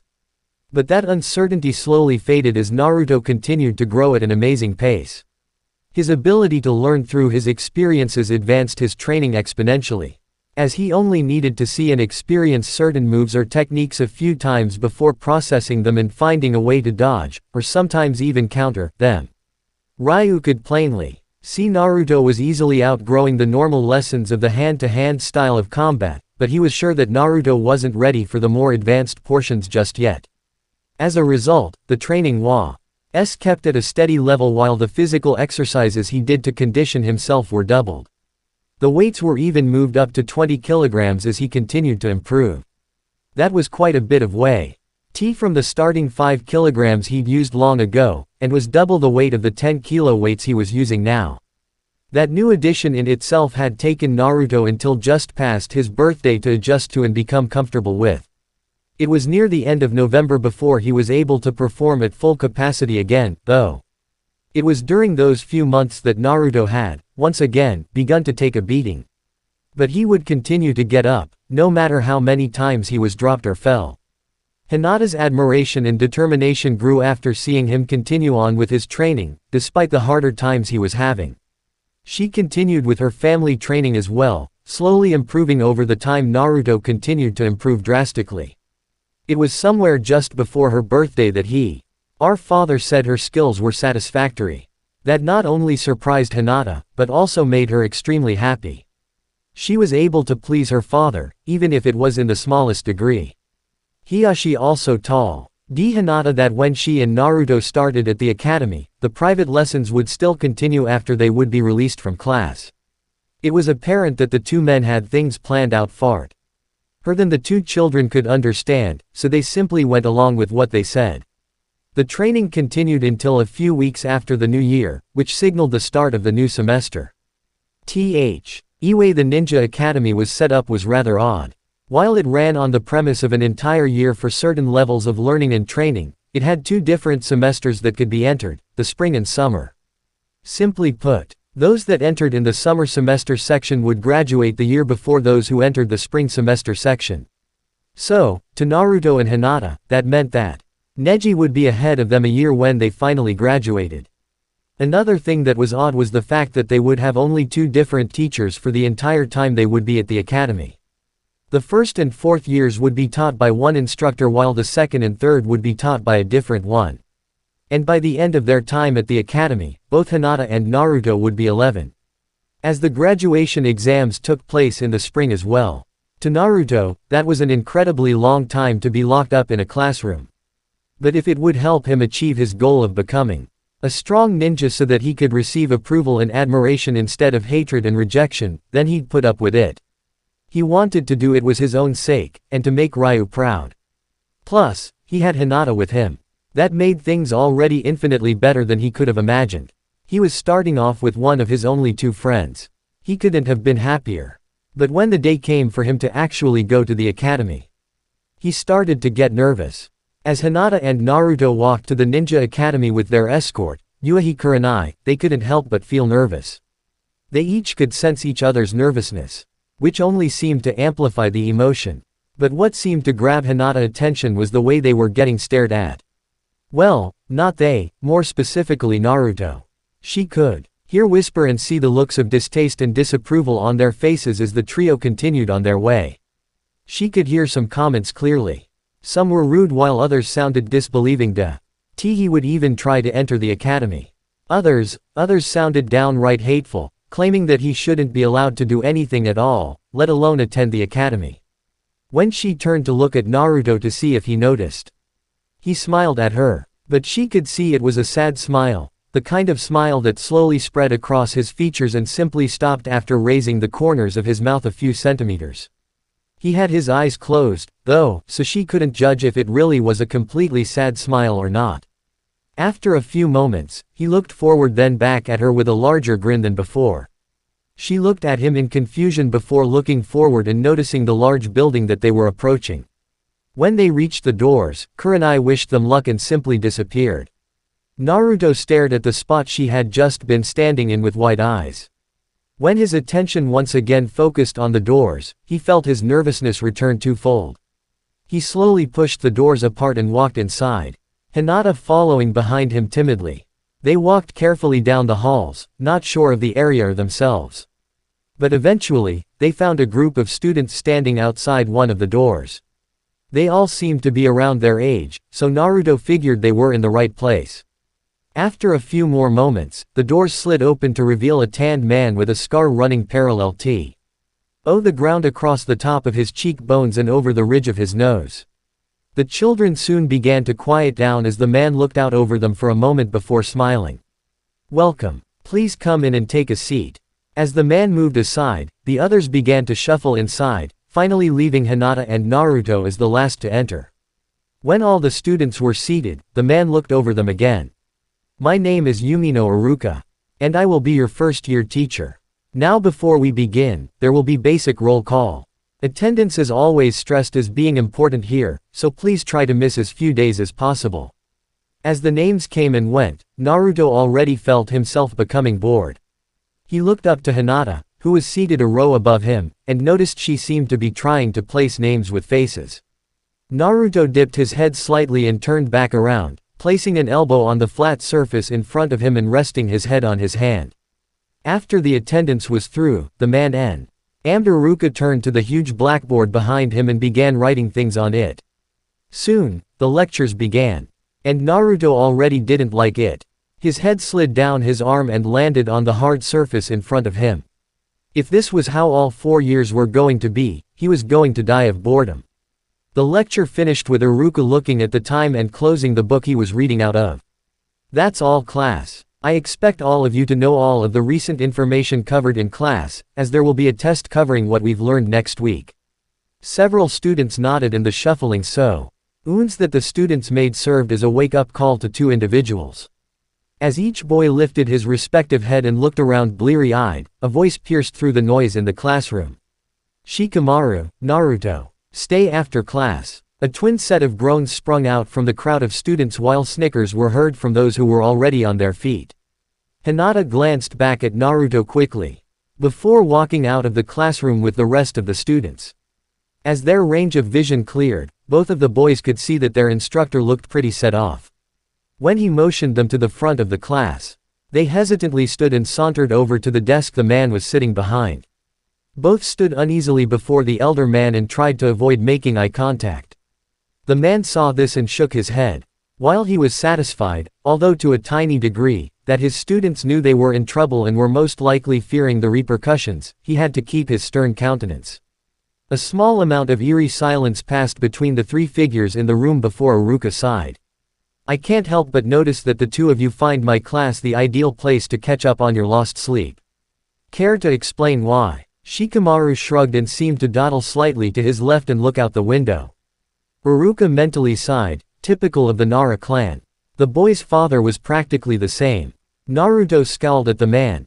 If you actually let us do something more interesting once in a while, Uruka-sensei, then it would be easier to pay attention in class. Uruka shook his head. Naruto. Classes don't move on to more physical activities until halfway through second year. The first year is basically a primer course to make sure you learn every single piece of background information that is needed as a shinobi.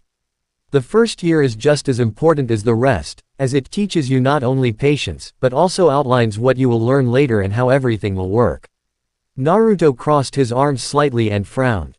You may not think this is necessary, Naruto, but I can assure you it is. Learning the basics sets you up for completing the more demanding parts of the curriculum. Everything starts with the basics. Naruto still didn't seem swayed, and a newly added hint of suspicion rose in his mien. Everyone has to learn the basics, Naruto. I know you've been getting private tutoring by Ryuki, but that doesn't make a difference. Your friend, Hinata, is here, isn't she? Uchiha Sasuke as well. They are both willing to give their time to learn the basics so they may succeed later on. Naruto seemed to lose some of his defiance.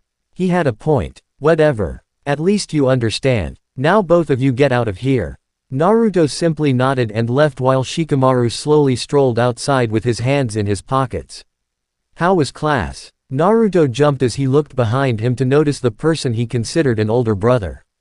He usually wasn't home all that often. Boring, as usual. Ryu smirked. You may not like it, Naruto, but every shinobi has to start somewhere. And the basics pave the way for that. Naruto groaned. Now you sound like Uruka-sensei. Why do I get lectured at home too? It's a part of life. Squirt. Get used to it. Another groan was interrupted by a knock at the door. With a sigh, Ryu went over and opened it. Yes, Ryu, Hokage-sama has sent me to retrieve you. Ryu pinched the bridge of his nose. Another mission. Yes, although it was odd. The man asked for someone by the name of Kuroya-kuma. Ryu stiffened slightly. There were only a select few who knew that name. Usually, the people who requested him by that name had the more violent missions. That was how he earned that wretched nickname. The Black Devil. Ryu turned to see Naruto. Was listening in with interest written on his face. Later, Naruto. I'll explain later. You know the drill. Yay yay. Ryu patted the boy's head and walked out the door and left with the scarred man as Naruto shut the door. He does kinda look dark and scary sometimes, but why the devil part? Naruto was left with his musings as he turned into the apartment and began looking around for anything to eat before browsing through the assignments for the last week. Over the next few weeks, it had become common practice for Hinata to sit next to Naruto and keep him awake during class. If the boy fell asleep, the Hyuga girl would simply prod him into consciousness or, if the situation was dire, gently kick him. It had also become common practice for the two to split up when not in the lecture hall. Over the small amount of time at the classes, both had been accepted into a small circle of acquaintances. Although, Naruto's circle was far smaller than Hinata's. Far smaller, in fact, it only included 4 people. Inuzuka Kiba, Nara Shikamaru, Akamichi Choji and, strangely enough, Aburame Shino were the only ones that seemed to tolerate Naruto and his ways. Meanwhile, Hinata had made out Selly with every single female in the class. Things had remained the same for the first 2 months at the academy. It was after that point that small meditation sessions were worked into the normal curriculum. And it was the one thing that seemed to piss Naruto off the most, as he was always stopped before finding something. Each and every time, he was always in a strange landscape. The walls were topped by pipes and the floor was covered in a thin layer of water. He'd wander around until he'd hear strange noises coming from a certain direction. After reaching a certain area, those noises turned into low growls and sometimes what even sounded like hisses. He'd always get to the corner, where the noises were the loudest, and then he'd be forced back to the real world. It got to the point he'd had the route to that area completely memorized, but he could never get around that corner and look down the hall. And Naruto was far too busy during his off time to have a significant amount of time to himself so he could simply clear his mind and continue onward. So each and every day would continue the same way. And Hinata noticed that Naruto seemed to be a bit more restless and annoyed after the meditation sessions. When she questioned Naruto about it, the boy had simply told her it was nothing. Not wanting to press the issue further, she would simply nod and leave it alone. So the days continued to pass in the normal routine. Arrive, roll call, lecture, break, meditation, lecture, lunch, lecture and leave. After the 5-month mark, accuracy lessons were incorporated. Although the kunai and shuriken were blunted so that the students would not be able to harm themselves seriously unless they tried. Naruto took to those lessons as if they were his only lifeline. The meditat ion sessions only served to irritate him and the lectures were boring as hell, so in his mind this was his saving grace. It was apparent that some had more practice, training and skill than others in these training sessions. Those who had experience, even a small amount, slightly outclassed those who didn't. Outclassed meaning they could actually hit the target, and not send their weapons flying free range through the school grounds. Although it had been quite comical, to some. It was after the first few days of lessons that the attention of the class was drawn to 3 specific people. Even Iruka seemed to be amazed. The first 2 were obvious. Uchiha Sasuke and Hyuga Hinata. Both from the 2 most prestigious clans of Konoha. It was a given that they would be well versed, even before attending the academy. The last, though, was quite a surprise. The most irritating and idiotic person of the class was doing just as well as the 2 clansmen. Most of the students claimed it was a fluke. That the blonde slacker was simply getting lucky. But as all 3 continued to excel in the accuracy tests, it was apparent that it was more than simply luck that aided the blonde boy. It was also apparent that there was more to him than his completely laid-back and bored attitude that was on constant display in the lecture hall. It had been 2 weeks after the incorporation of the accuracy lessons that Iruka approached Naruto and asked if he could put forth the same effort he displayed in all areas. With a bland response of, "I'll try," the boy left his sensei and walked back to the apartment. And strangely enough, he did. Iruka wasn't sure if it was because of his words to Naruto or an outside influence.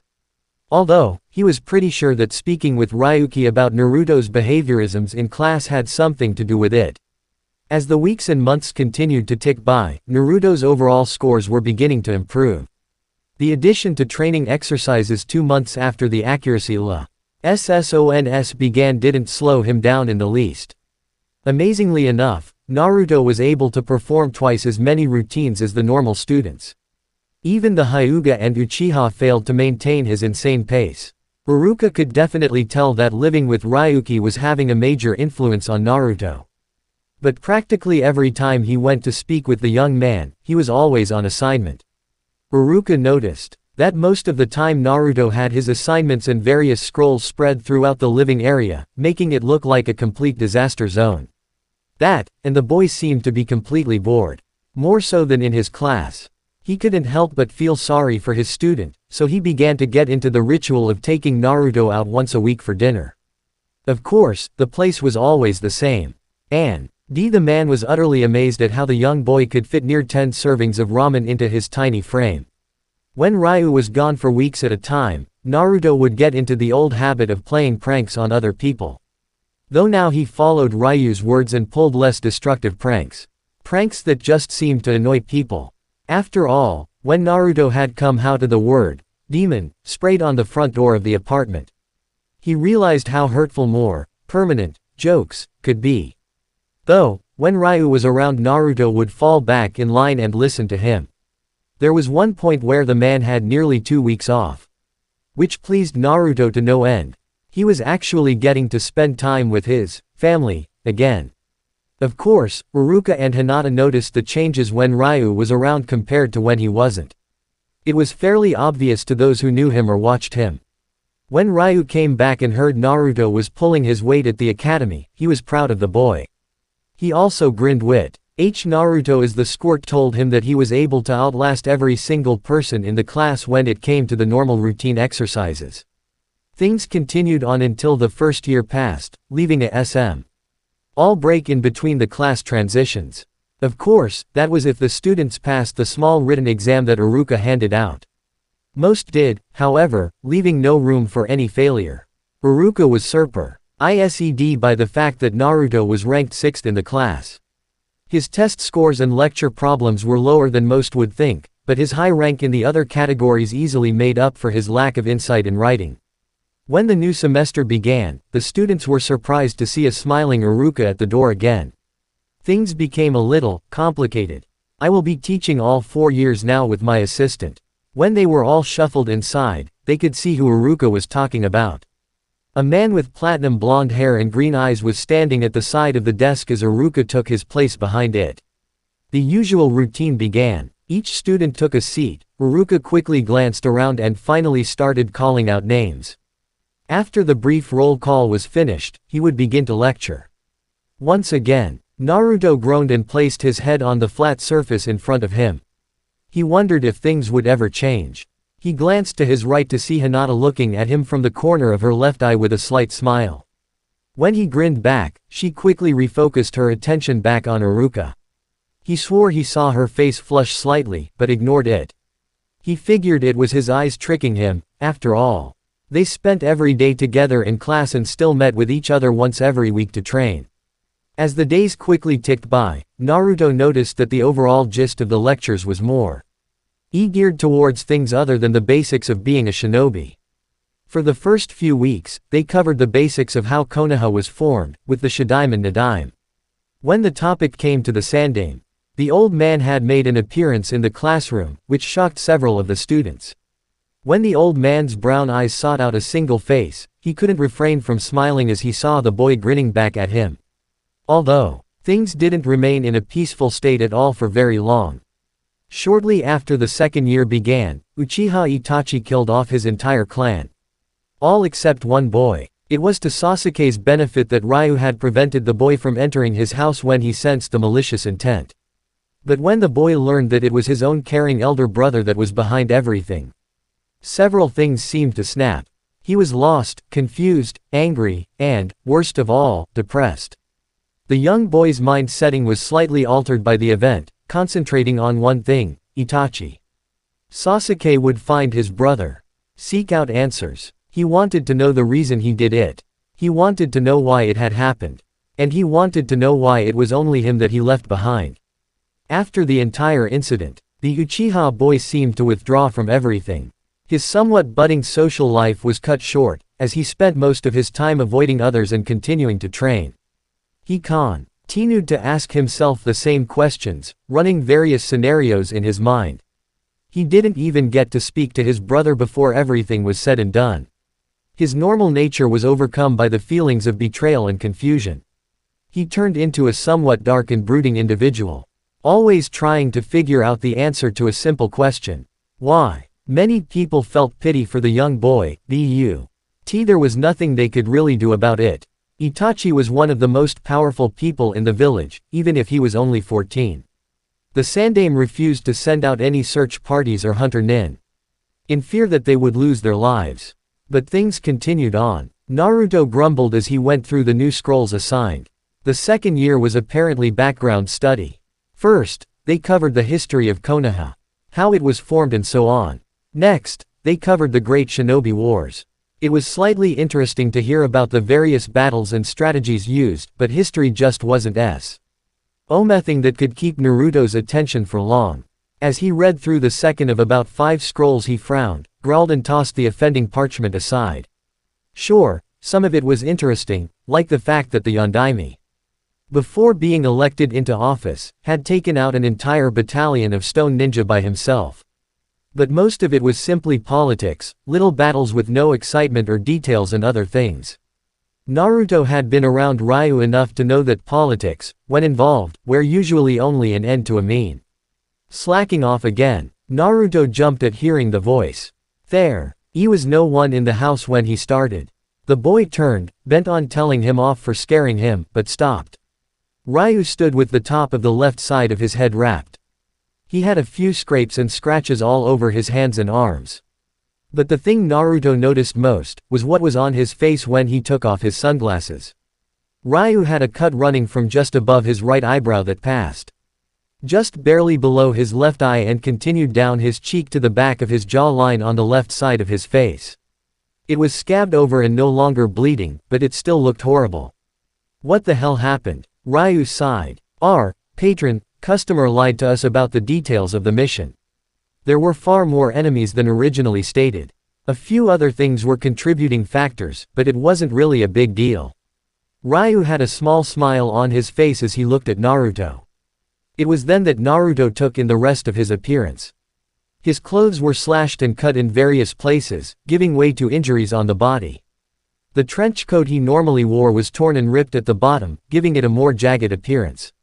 The chain shirt he normally wore had a few small puncture areas near the top of his biceps. And his gloved arm guards were nowhere to be seen. When Ryu stepped forward, Naruto noticed a slight limp. He was favoring his left side slightly. When Ryu saw Kid still had the look of extreme shock, he waved it off. "Don't worry about it, squirt. You'll be in my position someday. Just try not to come out so beat up. Ryu chuckled slightly at Naruto's stare. That seemed to bring Naruto out of his thoughts. How? Ryu raised an eyebrow, waiting for him to continue. How can you simply brush it off and laugh like that? When you're hurt so bad, doesn't it hurt? Doesn't it make you want to just stop? Why? Why would you do that? Ryu smiled gently at Naruto. Of course it hurts. That line brought Naruto's face, which he'd aimed toward the floor, back up with a snap. But nothing is ever easy. Why make a fuss out of something everyone has to go through? Everyone has to experience pain, it's the only way to judge whether we're alive or not. Happiness cannot be measured unless we have pain and sorrow. It's just a natural part of life, Naruto. Why try to fight it? Fighting it will only make it worse. Naruto's stare seemed to soften slightly and he looked back at the ground. He gripped his hands and balled them into fists and clenched his teeth. As Ryu turned to walk away, Naruto spoke. Then I'll try. Ryu paused and looked over his shoulder. What? Naruto looked up, a range of emotions in his bright blue eyes. I'll try my best so that everyone I care about never has to suffer. I'll try my hardest so that they won't have to feel pain. I'd hate for that to happen to anyone close to me. Ryu turned and raised an eyebrow, but by doing so, you'll be putting a greater burden on yourself. I don't care. Ryu smiled slightly. If that's what you want, then try your hardest to achieve it. Don't let anyone discourage you or your dream to protect the ones you hold dear. Prove that you are better than them. Prove that you have what it takes to stand firm.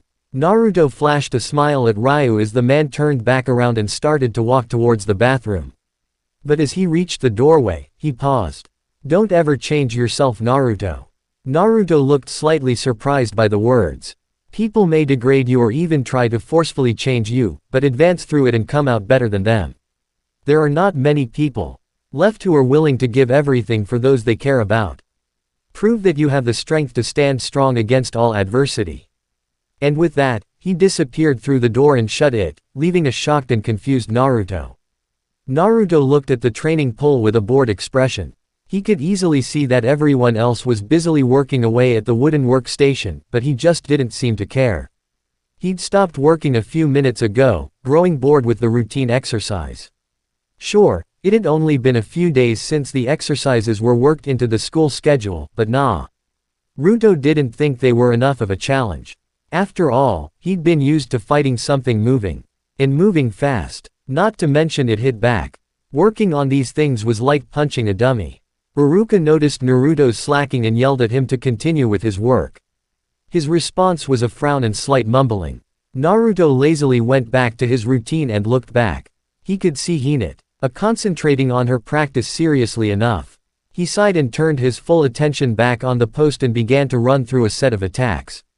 His routine didn't keep him on one single side of the post, though, like it did the rest. He continued to work around the circular object, concentrating on each limb and point of contact. Iruka seemed slightly shocked. Apparently, he thought Naruto as simply slacking off because he didn't want to do it. It never occurred to him that he was slacking off because this was just another boring routine. But nonetheless, Naruto had to practice like everyone else did. He didn't deserve special treatment or get any breaks just because he was ahead. After a few more minutes, Iruka called the class back into the lecture area and the lecture began anew. Naruto still sat next to Hinata and had to be kept awake just as often as the first year. He couldn't really get behind anything with history. Currently, they were covering the history of the Wave Country and Kurigakure. Although it was a slight surprise to find out that there was a current civil war going on within the country. A war that involved people with bloodlines. And those people were targets of most of the animosity and violence. Naruto could sympathize with those people. After all, he still got stares and disgusted looks. Even looks of hatred on occasion. And he could still remember being physically and mentally fooled with at the orphanage. Luckily, the man he'd come to look at as an elder brother changed that. Naruto's musing stopped when he heard Iruka clear his throat next to him. Naruto, if you're going to think or daydream, do it on your own time. Not on mine. Stay after class and help with the cleanup. A groan sounded, as well as a chorus of laughter. Naruto put his forehead on the flat surface in front of him and shook it. In trouble again. After finishing his time, Naruto trudged to Ichiraku. He hated it when he was forced to do remedial tasks such as cleaning. Especially when it was the entire school complex. When he parted the curtains and looked up, he raised his eyebrows. There, sitting in the stool next to his normal one, was Hinata. When she heard the movement behind her, she turned her head slightly to see Naruto looking at her with surprise. That was a given, they hadn't really eaten together in almost a year and a half. When he shook off his surprise and took a seat next to her, she smiled shyly at him. "Oh, Naruto, what'll it be?" Naruto looked at the man behind the ramen bar with a grin. The usual. Coming right up. When he and his daughter disappeared, Naruto turned his attention back to Hinata, who still had a half-finished bowl of ramen in front of her. "What's up, Hinata? We haven't really had any time to sit and talk lately, with classes and training and all." Quote. Hinata nodded and turned her attention back to the round tureen in front of her. "Yes, it has been a while. So what have you been up to lately, Hinata?" The shy girl smiled slightly. Nothing really, just training with father while I haven't been in class or studying." Naruto scrunched his nose slightly. "How can you stand to study? It's so boring. I wish they'd let us get into the more useful areas instead of all this history crap." "But Naruto-kun, history is an important part of who we are." "I guess, but it's still boring. Why did they make us learn stuff from the past?" Hinata smiled at his ignorance, but said nothing more as Naruto's first bowl of ramen arrived and he quickly began his process of devouring the contents of his bowl. After completing all his orders in the time it took Hinata to finish the last half of her bowl, Naruto looked satisfied and somewhat happy. Hinata giggled at his expression of joy and paid for her meal while Naruto paid for his. After they walked out together, Naruto turned to Hinata and grinned. "I'll walk you back to your place, Hinata. Ryu would be pissed if he ever found out I let you walk alone." Hinata nodded shyly. Both silently happy and disappointed. Happy that he would offer in the first place, but disappointed it was for a different reason than she had hoped. Naruto turned toward the Yuga compound and walked by Hinata's side. But neither of them talked. The silence was completely deafening to Hinata. She wanted to speak with Naruto, but wasn't sure how to. Little did she know, he was having the same problem. Sure, when it was in a more social setting, or even if there were others near them, he had no problem. Even a few years ago, when they were left alone by Ryu and Hiyashi, it wasn't a big deal. But, now that Naruto and Hinata had been going to the academy, Naruto couldn't help but notice a few things. 1. He was starting to notice a greater part of the female populace. And while not the best of places to meet girls, Naruto had to admit that the academy had a fairly open variety of the fairer gender. There were some pretty cute girls in his class, including Hinata. 2. Hinata was one of the only girls who would ever talk to him, willingly. Even after they weren't forced to communicate with each other, like in training, she still wanted to speak with him. That made him strangely happy. And lastly, Hinata was pretty much the only girl who was ever nice to him. He couldn't really count Ayame. Not only was she older than him, but she probably did it out of courtesy for the customer. Still, she and old man Kyuki were the first two to actually treat him kindly, aside from Sandame, and for that he was grateful. Sure, other girls had talked to him on occasion, often asking tips or various favors of sorts, but that was all they wanted. And they were nice to him only to get what they wanted, then they left. Hinata wasn't like any of them. Sure, he'd noticed Sakura. For being so young, she was one of the most attractive females in the class. But it looked like she was smitten with Sasuke. That stupid cold-hearted, brooding jerk. That alone rose alarms in Naruto's head. So, instead, he tried to find different girls in the class. And strangely enough, his line of sight and thoughts would always wander back to Hinata. When he could see the building looming in the foreground, he groaned inwardly. All that time and they hadn't said a thing because he was too stupid to act. The slightly awkward silence ended as they both reached the front entrance of the Hyuga estate. Well, it was nice. Hinata nodded sadly. See you tomorrow in class, Naruto-kun. Yay, see you tomorrow, Hinata-chan. After that Naruto turned and looked back the way he came with a sigh.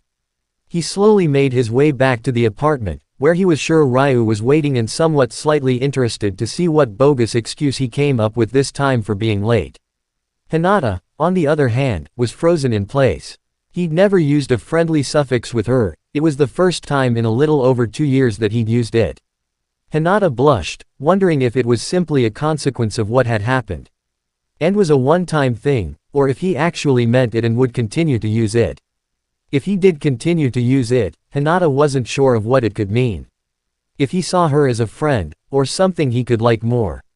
The young girl smiled slightly as she continued her way into the house, still red in the cheeks. It didn't matter to her which option it was. It was the fact that he finally started seeing her as just another girl instead of his training partner, on occasion, or classmate. As the two young ones walked in different directions, their thoughts were in tune. What will happen tomorrow? That's it for today, I will stop here.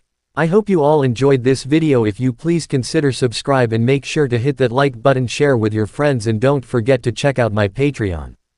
Details in description.